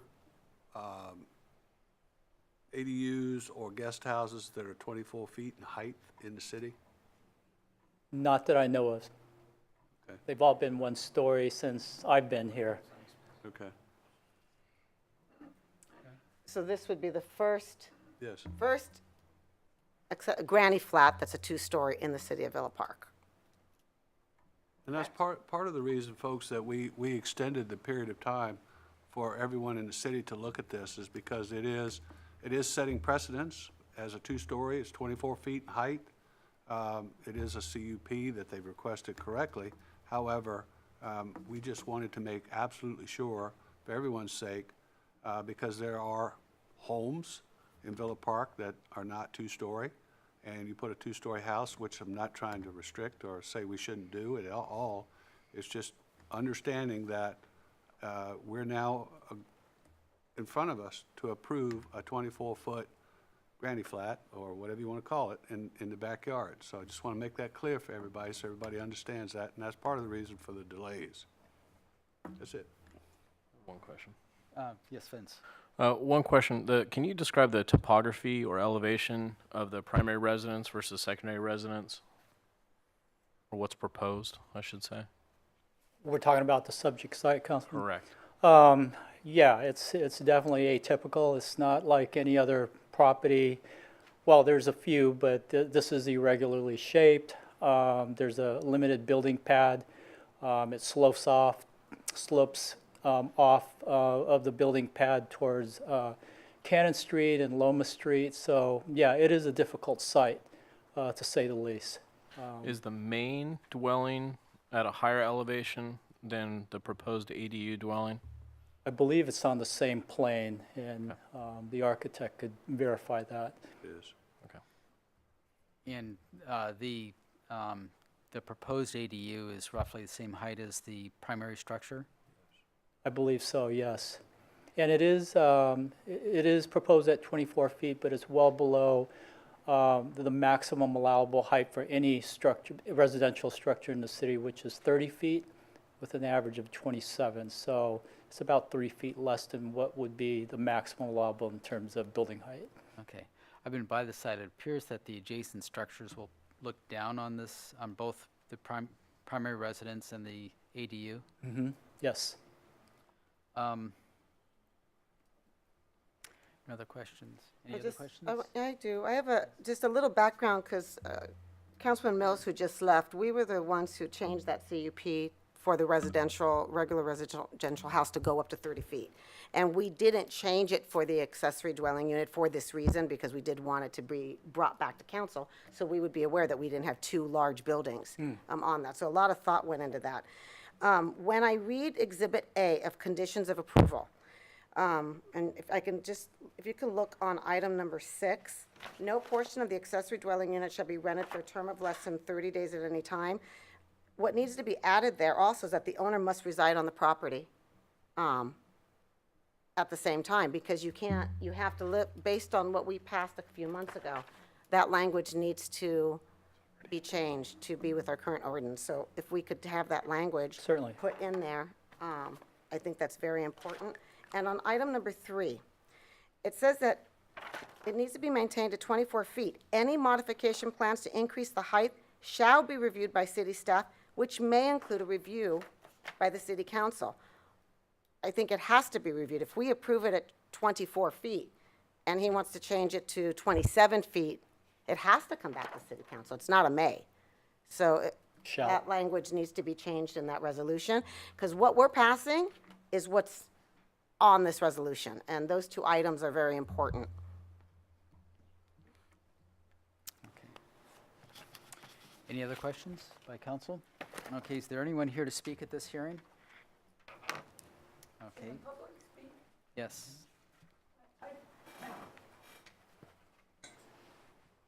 When we built our guest house, we couldn't have any living, any kitchens, anything like that. Just strictly a playroom. Is this going to be like have a kitchen like another house? Is that what you're saying? Yes. Yes, it'll be, well, Ray, can you answer? Isn't that almost like putting another house on your property? Yes, Yeah, I'm just saying, I don't know if that's the greatest idea. I think it sucks. Well, for the public's, to remind the public, we adopted a state-mandated accessory dwelling unit ordinance. Basically, the state has superseded our authority in this area in many instances to promote the construction of accessory dwelling units to increase the availability of housing.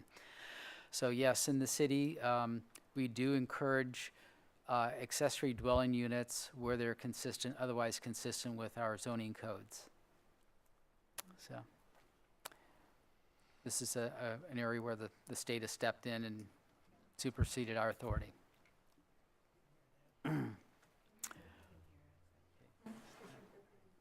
Are there any other questions from the public?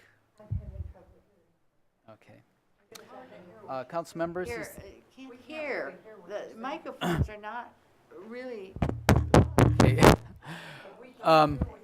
Okay, I'll repeat what I just said. Better, that's much better. Yeah, Okay. The state has mandated all cities to adopt pretty much a standard accessory dwelling unit ordinance, which promotes the approval of accessory dwelling units on residential properties where they are in otherwise conformance with local zoning requirements. For example, lot coverage and square footage limitations and so forth. This largely supersedes local authorities, and we had to adopt that ordinance, about 3 months ago. So, yeah, back when you built your guest house, accessory dwelling units were not mandated. Now they are by the state. Yeah, again, it's a requirement to expand the availability of housing.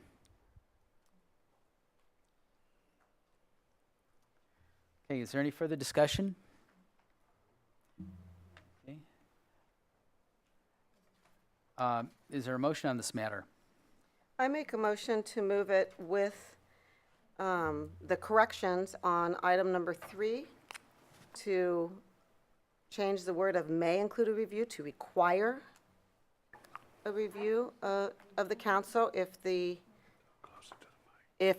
increase the feet on the height. And then on item number 6, if the language can be put in and to actually mirror the ordinance that we passed that says that the owner must reside on the property when they have an ADU.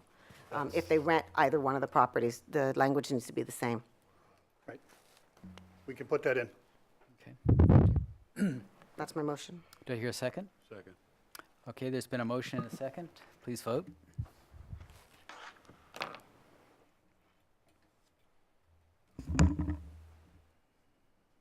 That passes with a 4-1 vote with Councilman Pitts voting no.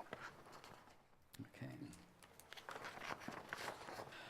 Okay, our last hearing is a variance 2018-02 at 9620 Loma Street. Staff, please give the staff report. This is the same address. While Ray is giving an explanation, I'll hand out his material. Sure, thank you. Is that what we got? Good evening, Mayor, members, City Council.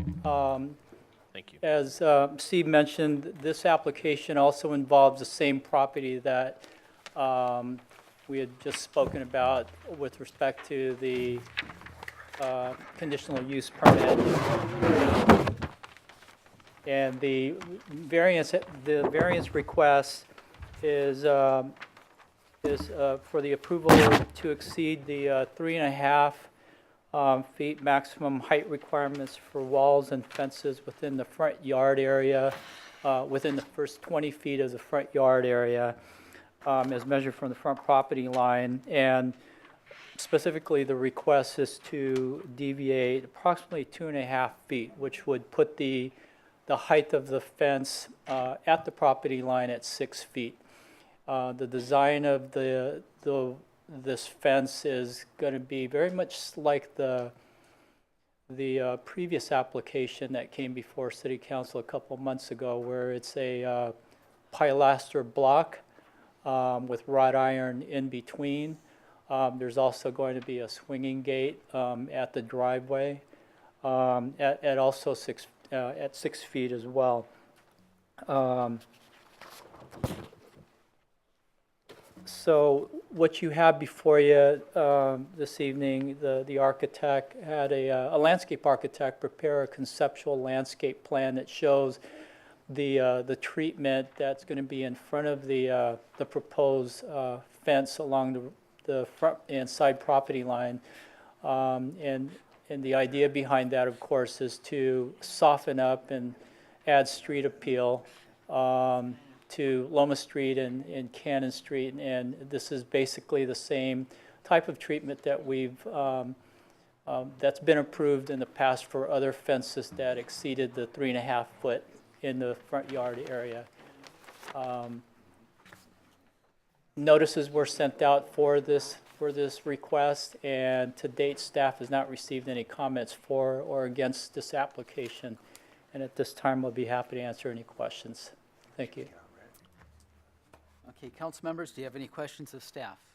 Ray, I believe the last time we approved that fence variance, there was a pool involved? Yes, sir. And that was the biggest reason for doing so. Is there a pool involved here? Is that the reason, the raising of the fence? There's going to be a future pool there, Councilman. So they would be required to secure the property.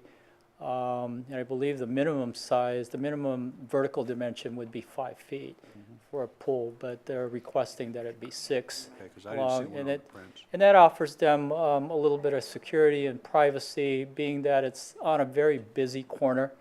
As I noted in the staff report, it's a well-traveled street. It's next to an equestrian trail as well as a pedestrian sidewalk. Yeah, so those are the findings that were made in support of this variance. Any So- other questions? Yeah, I do. The fence is going to the property line. So where's their driveway? I mean, is there any place for a car to turn around? Because what we're seeing lately is the fences are put all the way up to the property line. So you're driving down the street, you want to make a 3-point turn, or even your utility vehicles that come in. There's no place to put your car. So is the fence all the way at the property line, even when they're driveway? Because I see the swinging gates opening. That's my own. I have a conceptually, that's what I see here. And as you walk the city and drive the city, you realize that the UPS truck or a school bus or anything can't even pull into a driveway at all. And for them, even a guest to come in, they have to park in the street to be able to come out. There's no way they can pull their car up. So that's what's bothering me a little bit here. Yeah, we would, of course, take a look at the plan in detail. And the city engineer would weigh in on that to make sure. Yeah, we certainly don't want to have a car waiting out on the street for the gate to open, and you know the car is hanging out on the street, especially along Loma Street. Right. We well, want to have make it sure on that the center. property, the car or vehicle, is on the property while the gate is opening. So, but right now that's not there. So if we approve this gate, we don't have that right now there. Because up and down center, up and down, is Just it a point of Valley? clarification, the variance is to approve the height, not the gate. So that the gate can be installed without, they can install that, if I'm not incorrect, Ray, regardless. But this is a height variance that's being requested at this time. You're correct. You're correct, Steve. And- That it is a request to allow not only the fence but the gate to be at 6 feet within the first 20 feet of the front yard area. Okay, in the first 20 feet of so it could be right at the property line. That's in That's the what's wording. being proposed. That's in the wording, so the gate is included in here, all the way up to the property line. We have to watch what we're agreeing to, because the fence height doesn't bother me at all. I mean, I can go up there, but you can't have the cars in the middle of the street, them trying to get out. Hi. We have a gate next door. Yeah, you can talk, so we can all hear you. Thank you. You could probably explain it better. Hi, my name is Emil Cave. I'm the owner. Hi. Good afternoon, everybody. Yeah, we have a gate on next door, like you just said, and we can open that control by Loma Street before we get to the gate. So by the time we get to the gate is open. We cannot wait. You just go in. If we have a guest, yes, we leave the gate open so the guest can walk in, drive in. That is not a problem at all. I've been living in that house for 18 years. We have no problem at all. UPS comes in, yeah, they have to park in the street because the gate is closed, but they leave their boxes. Sometimes we give them the code so they can, walk inside and leave the stuff so that way nobody can steal it from outside. But like you say on the gate, we have no problem on the gate. We'll be open all the time. Thank you. Another question. Thank you. Thank you. Are there any other questions from council members? Okay, is there anyone else here to speak at the hearing? Okay, is there a motion on this matter? So moved. Second. Okay. Okay, there's been a motion and a second. Please vote.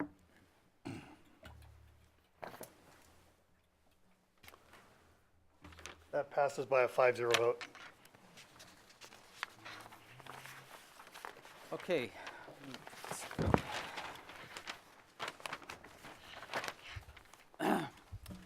Now we will consider the consent calendar. All items on the consent calendar are considered routine and are usually enacted by one motion approving the recommended action listed on the agenda. Any member of the city council, staff, or the public may request an item be removed from the consent calendar for discussion or separate action. Council members, are there any items you would like to remove from the consent calendar? I'd like to remove item 6.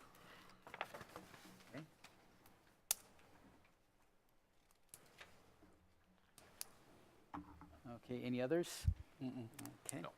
Then do I have a motion to approve the consent calendar absent item 6? So moved. Second. Okay, then a motion and second, please vote.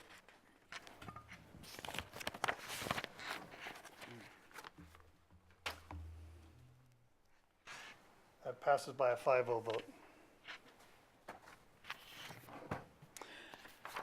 Okay. Okay, agenda item 6. Item 6 is the warrants and disbursements from October 16th, 2018 through November 19th, 2018. Yeah, I have a question on transaction number 23895. It's a payment of $1,300 to Alliant Insurance Services. If we can get an explanation for what that is. Hold on a minute. The second page. 23895 is for the Parker Larson gates that we pay the insurance for, and then we subsequently bill the owners there. So it's just processed through the city, and we subsequently bill 13 owners on a regular basis for that. Now, why do we take care of that? Why don't the 13 owners take care of it themselves? Why do we have staff? Because it includes staff time. It's very minimal staff time. They bill us, we invoice them, and it's a very minimal staff time. Basically, it was done by an MOU several years ago, I think, with the homeowners at the time they wanted to install the gate. I think there were some assurances. We wanted to make sure that it was insured and things like that. So candidly, it predates me, but I believe it's for protection of the cities to ensure things are in place. So this is an insurance policy in case the gate hits somebody? In case it malfunctions or something along those lines. Does it protect the city or does it protect the residents? It protects the city as well. Yeah, and then we just individually bill them? I'm sorry, what? You just send them a bill divided by? Send them a bill annually for any expenses related to repair and upkeep as well. So if there's a repair or maintenance, sometimes the arm breaks or whatever, we've had to bill them for that. And so we'll take care of that and get it done, and then they just bill them. And we do it through contract. Well, I was just going to give historical background if you wanted it. Sure, please. Yeah, about 7 or 8 years ago, the residents on that cul-de-sac wanted to know if they could make that a private street or have a gated entry there, because a lot of people came down Cannon, turned there, and were parking their cars in there for car share issues or other items. So council had a couple meetings on the issue, and this process was struck where there was a gate allowed over the public street, but all of the property owners, I think there are 13 property owners if memory serves. I'm shocked, I remember, that scares me, I remember that. Right. That they all get billed for the costs that the city incurs on that. There are a lot of conditions, one of them being insurance to protect the city, and that's what this is. Okay. Thank you. I was aware of that. I wanted to make sure that this came out. Right. So people knew what was going on. It's something that people forget. And with that, I would make a motion to pass. Second. Okay, there's been a motion and a second. Please vote.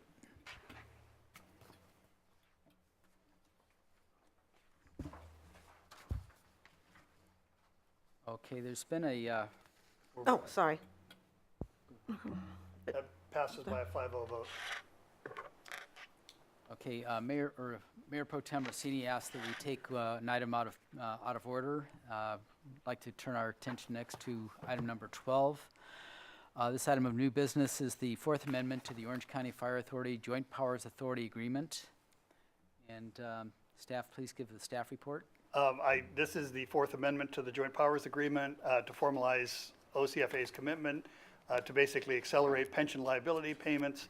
And I would basically defer to Lori Zeller, who can more eloquently describe it. But basically, from staff's perspective, we are 100% behind it, and I think it's a very prudent fiscal thing to do. But I'll defer to Lori to give you the details. Thank you very much. Happy to be here. Happy to be able to present on this item. So our accelerated pension paydown plan with the Fire Authority is something we're very proud of. It is a plan to pay down our pension liability more quickly than what the retirement system requires. It was adopted in 2013, and in the 5 years since we implemented this program, we have paid $75 million in voluntary payments to the retirement system over and above what they require us to pay.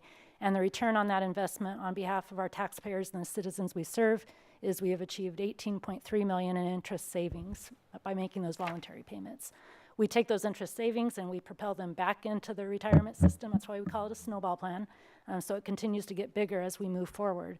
We've improved funding of our pension system for OCFA specifically from 67% to 79% in this window of time. We're projected to hit 85% within 2 years by December of 2020. So it's been a very successful plan and we're proud of it. Our board has adopted it. It's embedded in policy. We have no plans to make any changes to that. But what this agenda item does tonight is it would embed that policy into our joint powers agreement, our governing documents. So it makes it harder should future boards look to move away from this plan, prioritize other things more importantly. By embedding it in the joint powers agreement, it makes it more difficult to be able to do that. It would require us to come back to all of the city councils like we're doing tonight to have that changed out of the joint powers agreement. So this just further memorializes a good policy. We believe it's good public policy and we recommend approval. Happy to answer any questions. Thank you. Okay. Council members, do you have any questions? I do not. Okay. Is there anyone here from the public that would like to comment on this item? Okay, do I have a motion or is there any further discussion? I'd like to move the item. A second. There's been a motion and a second. Please vote. That passes by a 5-0 vote. Thank you, Lori. Thank you. Chief. Okay. Our next item of new business is item number 10, the mid-year budget review. And staff, please give the staff report. Okay, while Frank is getting ready, this is a mid-year staff report for the fiscal year 2018-19 City of Villa Park budget. And I will just, on a side note, indicate that Councilman Nelson has been chiding me for some time to make sure this got on the agenda before he left. So we did comply with him, but this is something that we need to do, and I'll let Frank go forward from there. Thanks, Steve. Mayor, council members, I just want to give you a quick update of where we're at with regards to the budget, excuse me, and activity this fiscal year through October.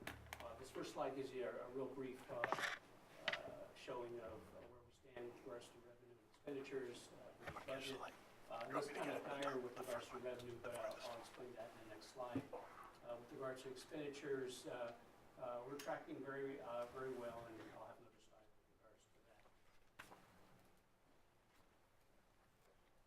that. With regards to revenue, you saw that it was only 9.2% of budget. Well, the main reason is that because property tax makes up 75% of the city's revenue, which property tax is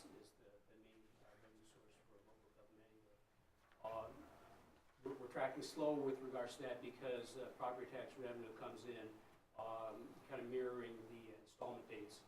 So we'll get roughly half of our property tax revenue in December and then a big chunk in January too with regards to the property tax in lieu of vehicle license fees. So I'm not worried about that. Obviously we will monitor that, but with the property tax only showing at 2.4%, we know why it's that low. Sales tax, we're tracking pretty close there. There was a change with regards to the state in which the new department, the California Department of Fees and Tax Administration, took over those duties from the Board of Equalization. So they're a little bit behind with regards to some of the portion of property tax. We did receive a big chunk in advance. They're also changing the number of times that they're advancing property tax, or excuse me, sales tax to cities from 3 times during the year to 2 times. 3 times with the cleanup and down to 2 times with the cleanup. So that's going to lag probably in the next few months until we get that next advance. Franchise fees, those lag because the bulk of those do come in on a quarterly basis. We're a little bit behind, although we did receive a couple of payments this month in November, so we'll definitely monitor that. Permits and other fees, because of the increased activity in building and construction, our permit fees are tracking a little bit higher than what we had projected with the budget as well. Frank, question, if you don't mind? Are we trending each one of these and understanding whether they're going up, down, staying the same, or are we trending them? Yes, well, that was part of how we budgeted. So, you know, in some cases, it can be a straight line. So, you know, if you're looking at, you know, 1/3 of what we should receive, then we should be tracking at 33%. But, for example, with property tax, that, you know, comes in, it doesn't come in regularly except for some of the prior year property tax or the supplemental property tax that comes in monthly. So, but we will, you know, monitor that as well. The other revenue as well. With regards to expenditures, you know, overall we're at 26, almost 27%. Overall, there are some items that are a little bit higher, but for example, salaries and benefits, but that may spike every once in a while because of some overtime that was incurred or PTO payouts. So, you know, I'm not concerned about that, but we obviously will monitor that as well. Public safety includes law enforcement as well as animal control, where we're tracking very well there. Information technology, we shifted over to City of Brea as our provider. We did build that into the budget, so we're tracking well there. Utilities were a little bit higher. Utilities includes telephone, electric, water, and gas. We're a little bit high on electric.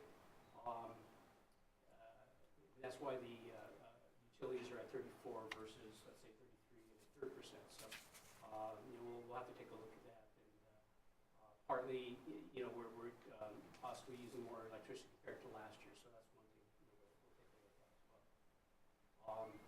The other items, capital projects, the bulk of that, approximately $366,000, was related to the Mesa Henderson first progress payment there. I just want to also state that what we're showing here is mainly the general fund. That's where the bulk of our expenditures are. But also wanted to include that that last item there is a sewer improvement that we did make an initial or one progress payment related to that. That does come out of the sewer improvement fund, which is, you know, a special assessment for regards to property tax. That wraps up what I was going to present. Any questions? Any questions by council? Is there anyone here from the public that would like to comment on this item? Do we need a motion on this, Steve? No, this is a receive and file, so there's no action required. Thank you, Frank. Thank you. Thanks, Frank. Our next item of new business is the approval of amended statement of investment policy and proposed section 115 investment policy statement. Staff, please give the staff report.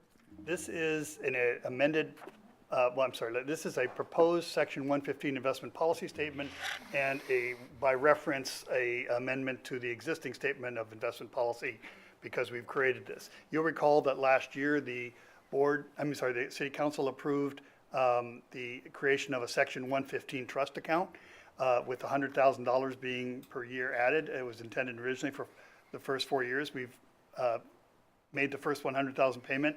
The second $100,000 payment is budgeted for the current fiscal year. At that time, the City Council directed that we work with the Investment Advisory Committee to come up with an investment policy specifically for this trust fund. So we have in fact done that after considerable effort and study. We've created it.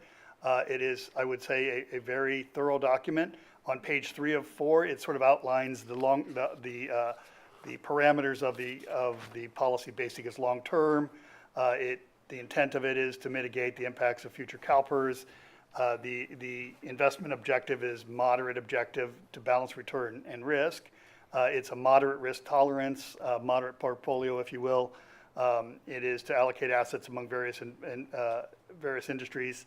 It's measured over a 3 to 5 year. This is probably one of the more important things that I've come to learn, is that there are going to be fluctuations in this trust and in various investments along here, but we're looking for this for a longer term investment. We're not looking this as a short term issue. So we're looking at it from a 3 to 5 year period. So you're going to see downturns. So I want to make sure we get monthly reports, right?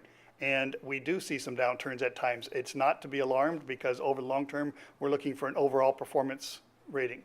And I think it is from my perspective, it is very compatible with the current investment policy statement that was adopted by the City Council. Bill Underwood, the chair of the Investment Advisory Committee, is here if you want to add to that or answer any specific questions. Again, the reason we will have to amend the basic investment policy statement itself is just to reference as that document that we now have a separate document that addresses the Section 115 trust. Go. Yeah, Bill, can you come up to the podium, please?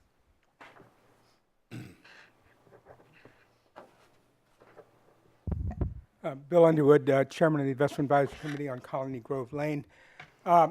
You have two documents in front of you. You have the investment policy core. You have previously, in your wisdom, asked us to revise and review that every 2 years, so that new council people could have a crack at that. So this is not the year for that.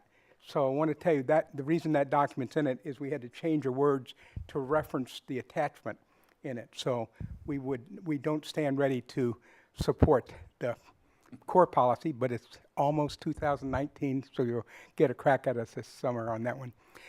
So if you would focus, if you have questions, if you'd focus those attentions on what is the Section 115, we spent a lot of time on that, actually. I think the whole process from when the council first asked us to take a look at making more money than CalPERS and putting that away in our own discretion. And we can only do this, I must mention that. It was a state law that was changed, and most of the cities have run into this to do it. So previously, we were only allowed to invest 5 years out. We weren't allowed to risk capital, and that's why you see the laddered portfolio that we have in the regular funds. In this particular funds, those rules don't apply. The state rules to say, don't get in trouble. And what's happened is firms have come to bring investment management skills on that, and most of the cities in Orange County have adopted a PARS type of equity, very modestly managed, and then they allow us to choose some 5 scenarios, very risky or very high return, let's put it that way, down to very conservative, and we're in the middle with a very moderate one. I would point out too that, we just talked about the Fire Authority early payment. These monies are dedicated to our pension liabilities. They are a trust fund for that purpose exclusively, and it cannot be used for any other reason. So they do affect us on the books in a positive way. It shows as affecting our unfunded liability to the extent that there's a payment credited toward that. So I think that's sort of compatible with the idea of you're paying your pension or addressing your obligations up front, as opposed to waiting for the potential rate increases that we would otherwise see from CalPERS unprepared. So if you have a CAPR investment financial statements, that would show that if you watch more like ratings of cities and how well they're funded against it, that would show on that because of that policy. Right. Thank you. So with that, we're prepared to recommend approval. Hey, council members, do you have any questions of staff? Just a process question? Yes. I noticed in here, and maybe I'm missing it completely, but I noticed in here we redlined the previous resolution. Is there a new resolution that's attached to this process? I believe the changes are the result of the red line. So we did not provide a clean copy of without the red lines. It's the red line is the changes. It looked like it redlined the whole thing. I think we did. I believe we gone through this. I'd have to.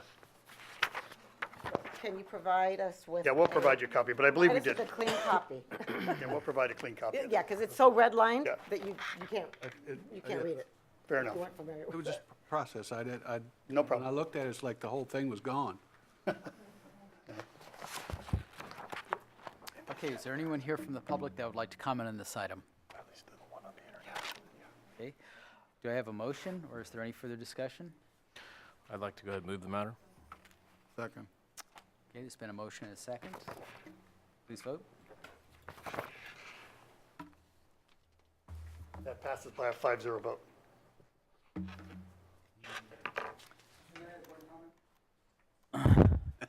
Yes. Yes.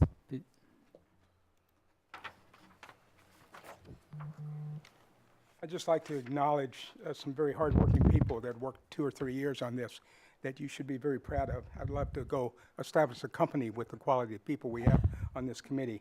But we have the current Chief Operating Officer of Chapman University that handles everything but the academics, and quite a skilled businessman who lives in the city. We have a economics professor of 40 years, retired, who served in Anaheim's committees and also the Orange Budget Committee, and she's been excellent. She's also married to a fellow who used to run Chapman University. And then we have a former mayor, probably one of the most popular mayors, very knowledgeable, who is also on the Water Commission. And we have a ultimate entrepreneur, double-degreed individual who's new and fresh to us and brought new, fresh ideas, and he's been great. He actually went to the same graduate school I did at Northwestern. He went to Columbia first, and then we have the CFO of the year of a year or two ago, who's married to a leading real estate broker in town.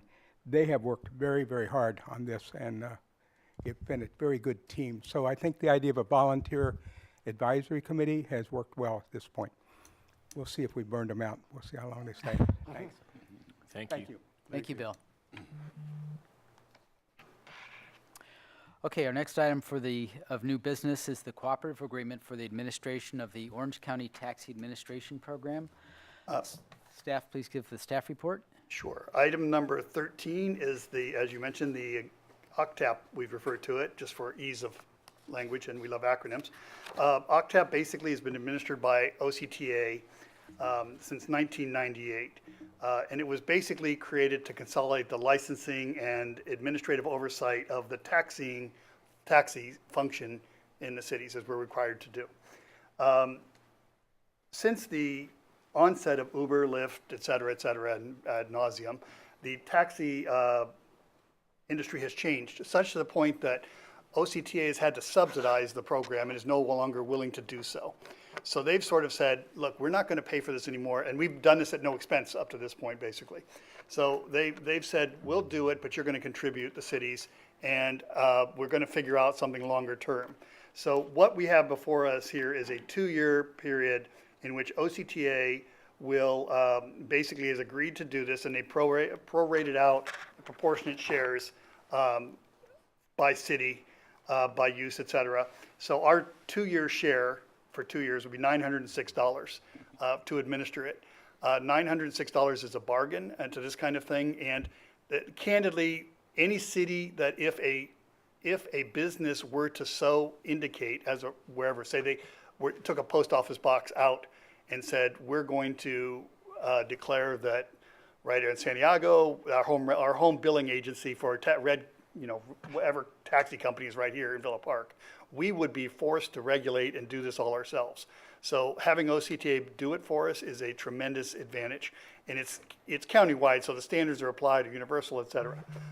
But it is interesting because one of the things we are seeing here is, when you're seeing the market change with Uber and Lyft, et cetera, I don't think that OCTAP will exist as it does in 2 years. That's why we didn't go out for a longer term deal, because we think there's even going to be more changes. And, the taxi cab industry has changed dramatically. It isn't the same anymore. People will, you can arrange for Uber differently, and I'm not a big fan one way or another, and not advocating either, but it's changed the industry such that the taxi companies are no longer, somebody standing out there looking for a yellow cab and reaching for it. The regulating is a challenge, and what they're going to do. So I do believe this is an area, candidly, with all the industry and the events happening with Uber and Lyft, we're going to see regulation happening in the future. I just think it's going to happen, whether it be related to licensing administration or safety issues or securing background checks on people, and I don't want us to have to do this as a city, candidly. This is not the kind of business that we're really focused on a regulatory. So for us to be part of OCTA, which is a pretty well-functioning organization, pretty efficient, and $906 again is something I feel for 2 years is a very solid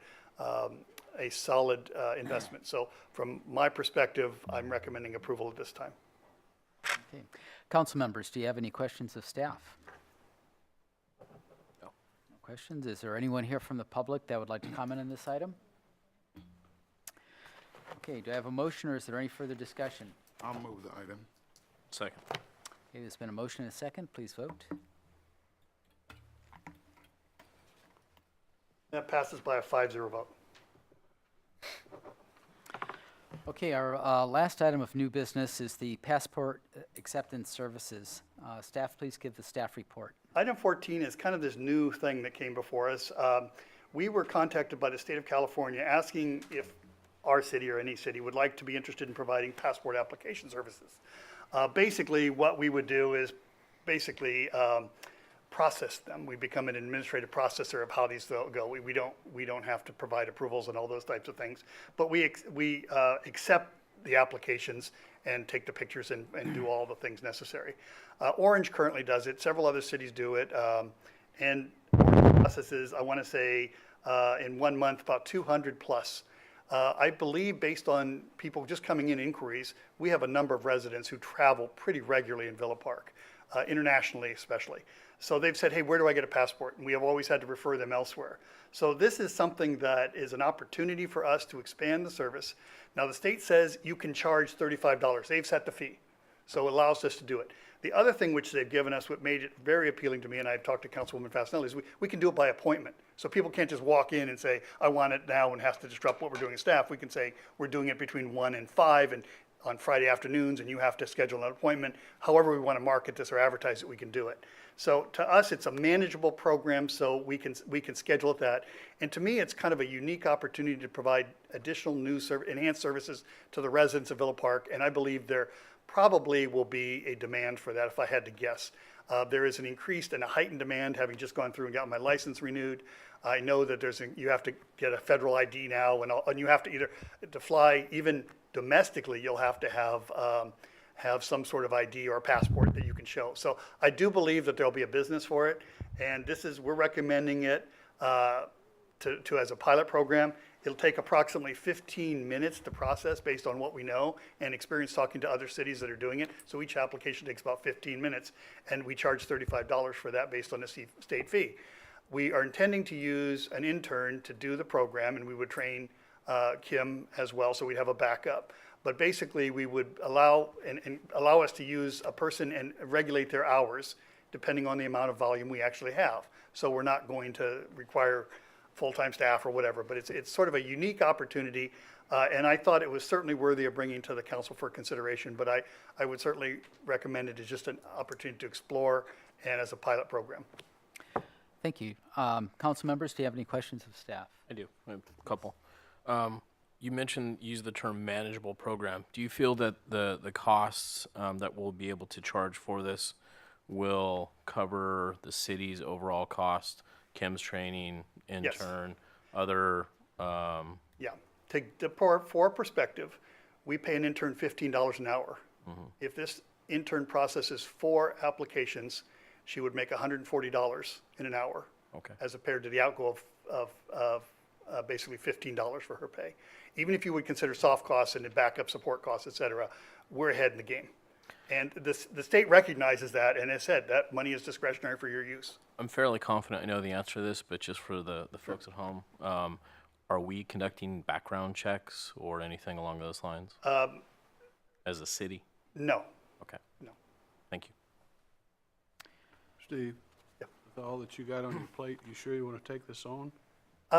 You know, anytime you can expand services to residents at a cost that's minimal, but we can use an intern that is not on board, I'm supportive, yes. Yeah, I don't disagree with the services, but you've indicated in the past that, you know, there's a lot on you all's plate, and in some cases, we may be overtaxing you a little bit. I just want to make sure we're okay with this. No, I'm confident this is something we can tackle. Okay. My concern was just that if we have it by appointment only. I mean, I am in support of it, and when I say by appointment only, I mean, there's standards days. It could be a Tuesday, Wednesday, and that's it. I mean, it's not gonna be every single day, 3 hours a day, just like our building, permit isn't. And then it would be, because what I can see is that, and I might be taking it down too, drilling it down too far, is that can't be done in that office. It's so noisy in there already that no one can work, that you would have to, secure some space in here, so at least they could, you're gonna bring a mom with 4 kids who want their passport, they can't be sitting in there getting their passport. We could designate the You know conference, what I conference mean. room for, yes, we could designate the conference room Friday afternoons from 2 to 4 or something like that. Awesome. That, we could do that, yeah. That's all I just don't want the city to be strained. Yeah, and I agree, that's what, Right, the appointment only makes it viable in my mind, because we can restrict or change those hours. It isn't, we're not mandated to provide any certain level. And hopefully an online appointment, so someone doesn't have to pick up the phone and. That would be, that would be the ideal, but we'll Okay. deal with that next bridge. Okay, any other questions from council? Is there anyone here from the public that would like to comment on this item? Okay, see none. Do I have a motion, or is there any further discussion? I'd go ahead and move the matter. Second? Second. There's a motion and a second. Please vote.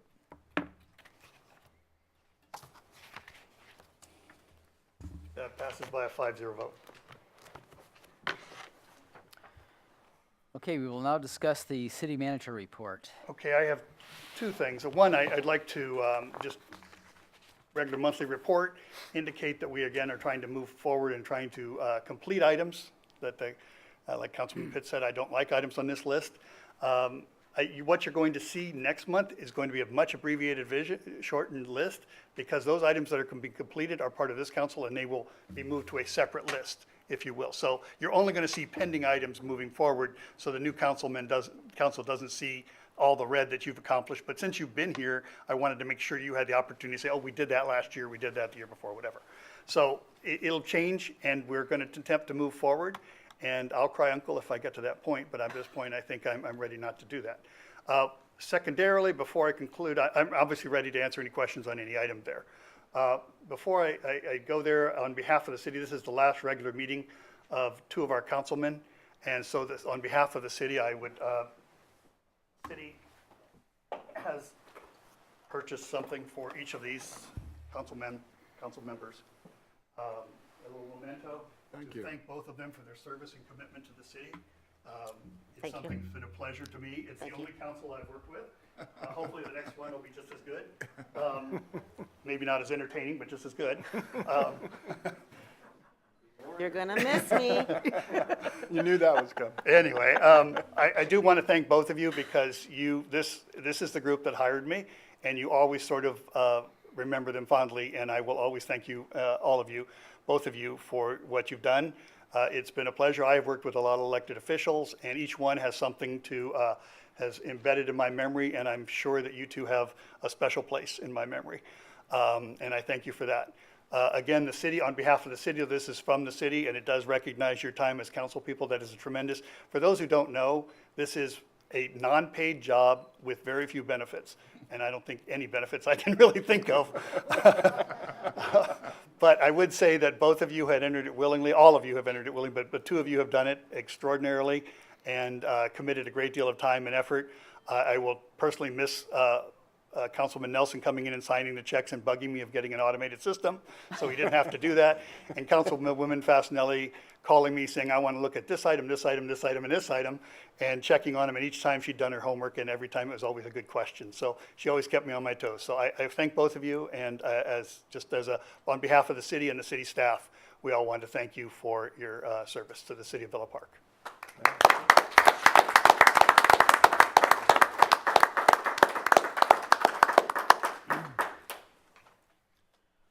Okay, now it is time to hear individual council member information items, and I'll start with council member Nelson.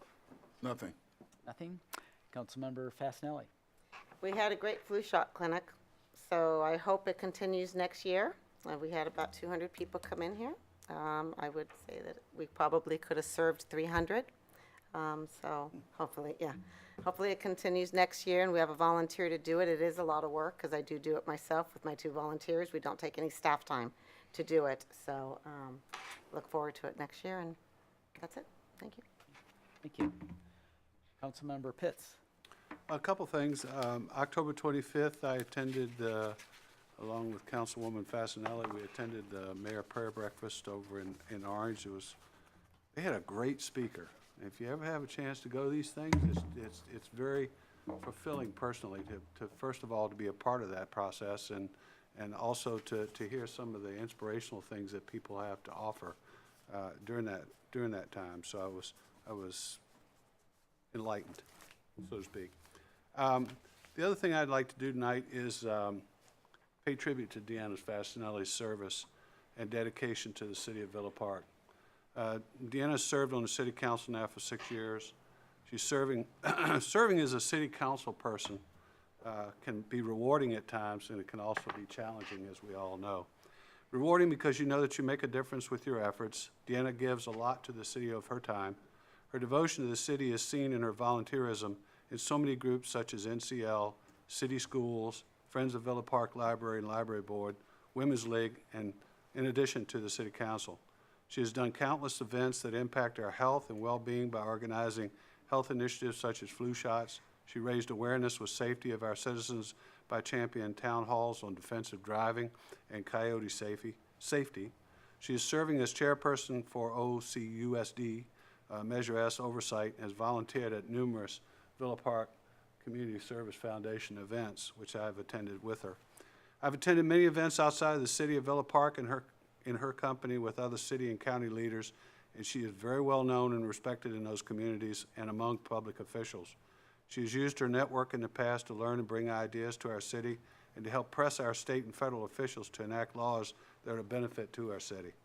Her service has also seen challenges, time spent away from her family and the sacrifices they make so that she can give back. Challenges from current council members and members of our community who have chosen to take an aggressive, offensive approach that is very against Villa Park values in terms of character assassination because their ideas, beliefs, and ethics are different from theirs. Volunteers should be celebrated, not berated. I have said time and time again that this council lacks compromise and respect. I hope the future will hold a much different approach and tone. Deanna, thank you very much for everything and for what you've done for this city during your tenure on the council. You have practiced and preached transparency, which we should all follow every day. I hope you will continue to be involved in shaping the decisions of our council going forward, and I wish you much luck and continued service to this community.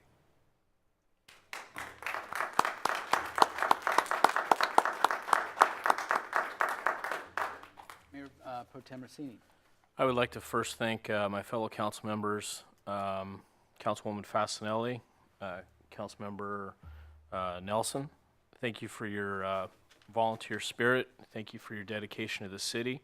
We may not have always agreed on things, but you definitely have spent a great deal of time on behalf of our city, on behalf of our residents, on behalf of various community groups, playing a big part of what makes Villa Park great, and I thank you for that. On a personal note, I had the opportunity to spend some time with city leaders of Orange recently and discuss some traffic concerns outside of our city, trying to establish those bonds and create a greater network for Villa Park. With each election comes new opportunities to establish and or reinforce ties to other cities and to try to alleviate some traffic issues and other challenges that face our city. And I want to personally thank Mark Murphy for providing me that time. And it was great to see not only Mayor-elect Murphy, but as well outgoing Mayor Tita at the Field of Valor closing ceremonies. It was an awesome event, and I want to encourage everybody, please, whether you are a veteran, whether you know a veteran, or whether you're just curious, it was a really, really moving ceremony. I've several veterans within my family, and it truly is amazing. Attended various other meetings that I've already spoke about on behalf of the city, but in the interest of time, I just want to say thank you to my council members. It's been a pleasure. Thank you. Well, I'll conclude. I'd like to take this opportunity to thank the residents of Villa Park for the opportunity to serve as your mayor for the past year. My interest in serving on council was in improving our infrastructure, our streets, storm drains, and sewers, and preserving our unique land use planning. Prior to serving as mayor, I served as mayor pro tem under Councilman Nelson, and I'd like to thank Bill for his efforts to prepare me for my term as mayor, including inviting me to his weekly briefing sessions with our city manager, Steve Franks, an example I have followed by inviting Mayor Pro Tem Rossini to the weekly briefing sessions. Serving as your mayor has been a challenging and rewarding experience, and I'm pleased to say that our council has made significant accomplishments, including projects to maintain and renovate our streets and sewers, repair of the collapsed storm drain at Henderson and Mesa, adoption of the ordinance to implement the state accessory dwelling unit mandate, and an ordinance to prohibit short-term rentals. One of the most enjoyable experiences of serving as your mayor has been getting to know and introducing our distinguished citizens to lead us in the Pledge of Allegiance to open our council meetings. We are blessed with many special residents, and I am pleased that the Hidden Jewel magazine has begun to feature our distinguished citizens in their editions. The highlight of my year as mayor was the opportunity to present at the dedication of the school bell at Villa Park Elementary in May.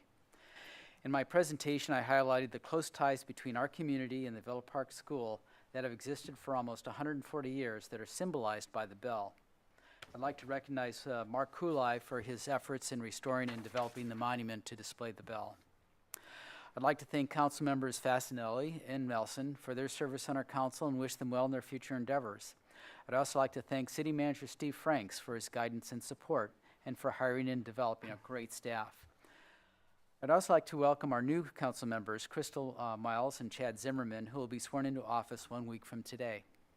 Crystal and Chad have both committed to working with the continuing council members to eliminate divisiveness and to work as a team to improve our city, and we look forward to working with you. With that, I'll adjourn the meeting. Thank you.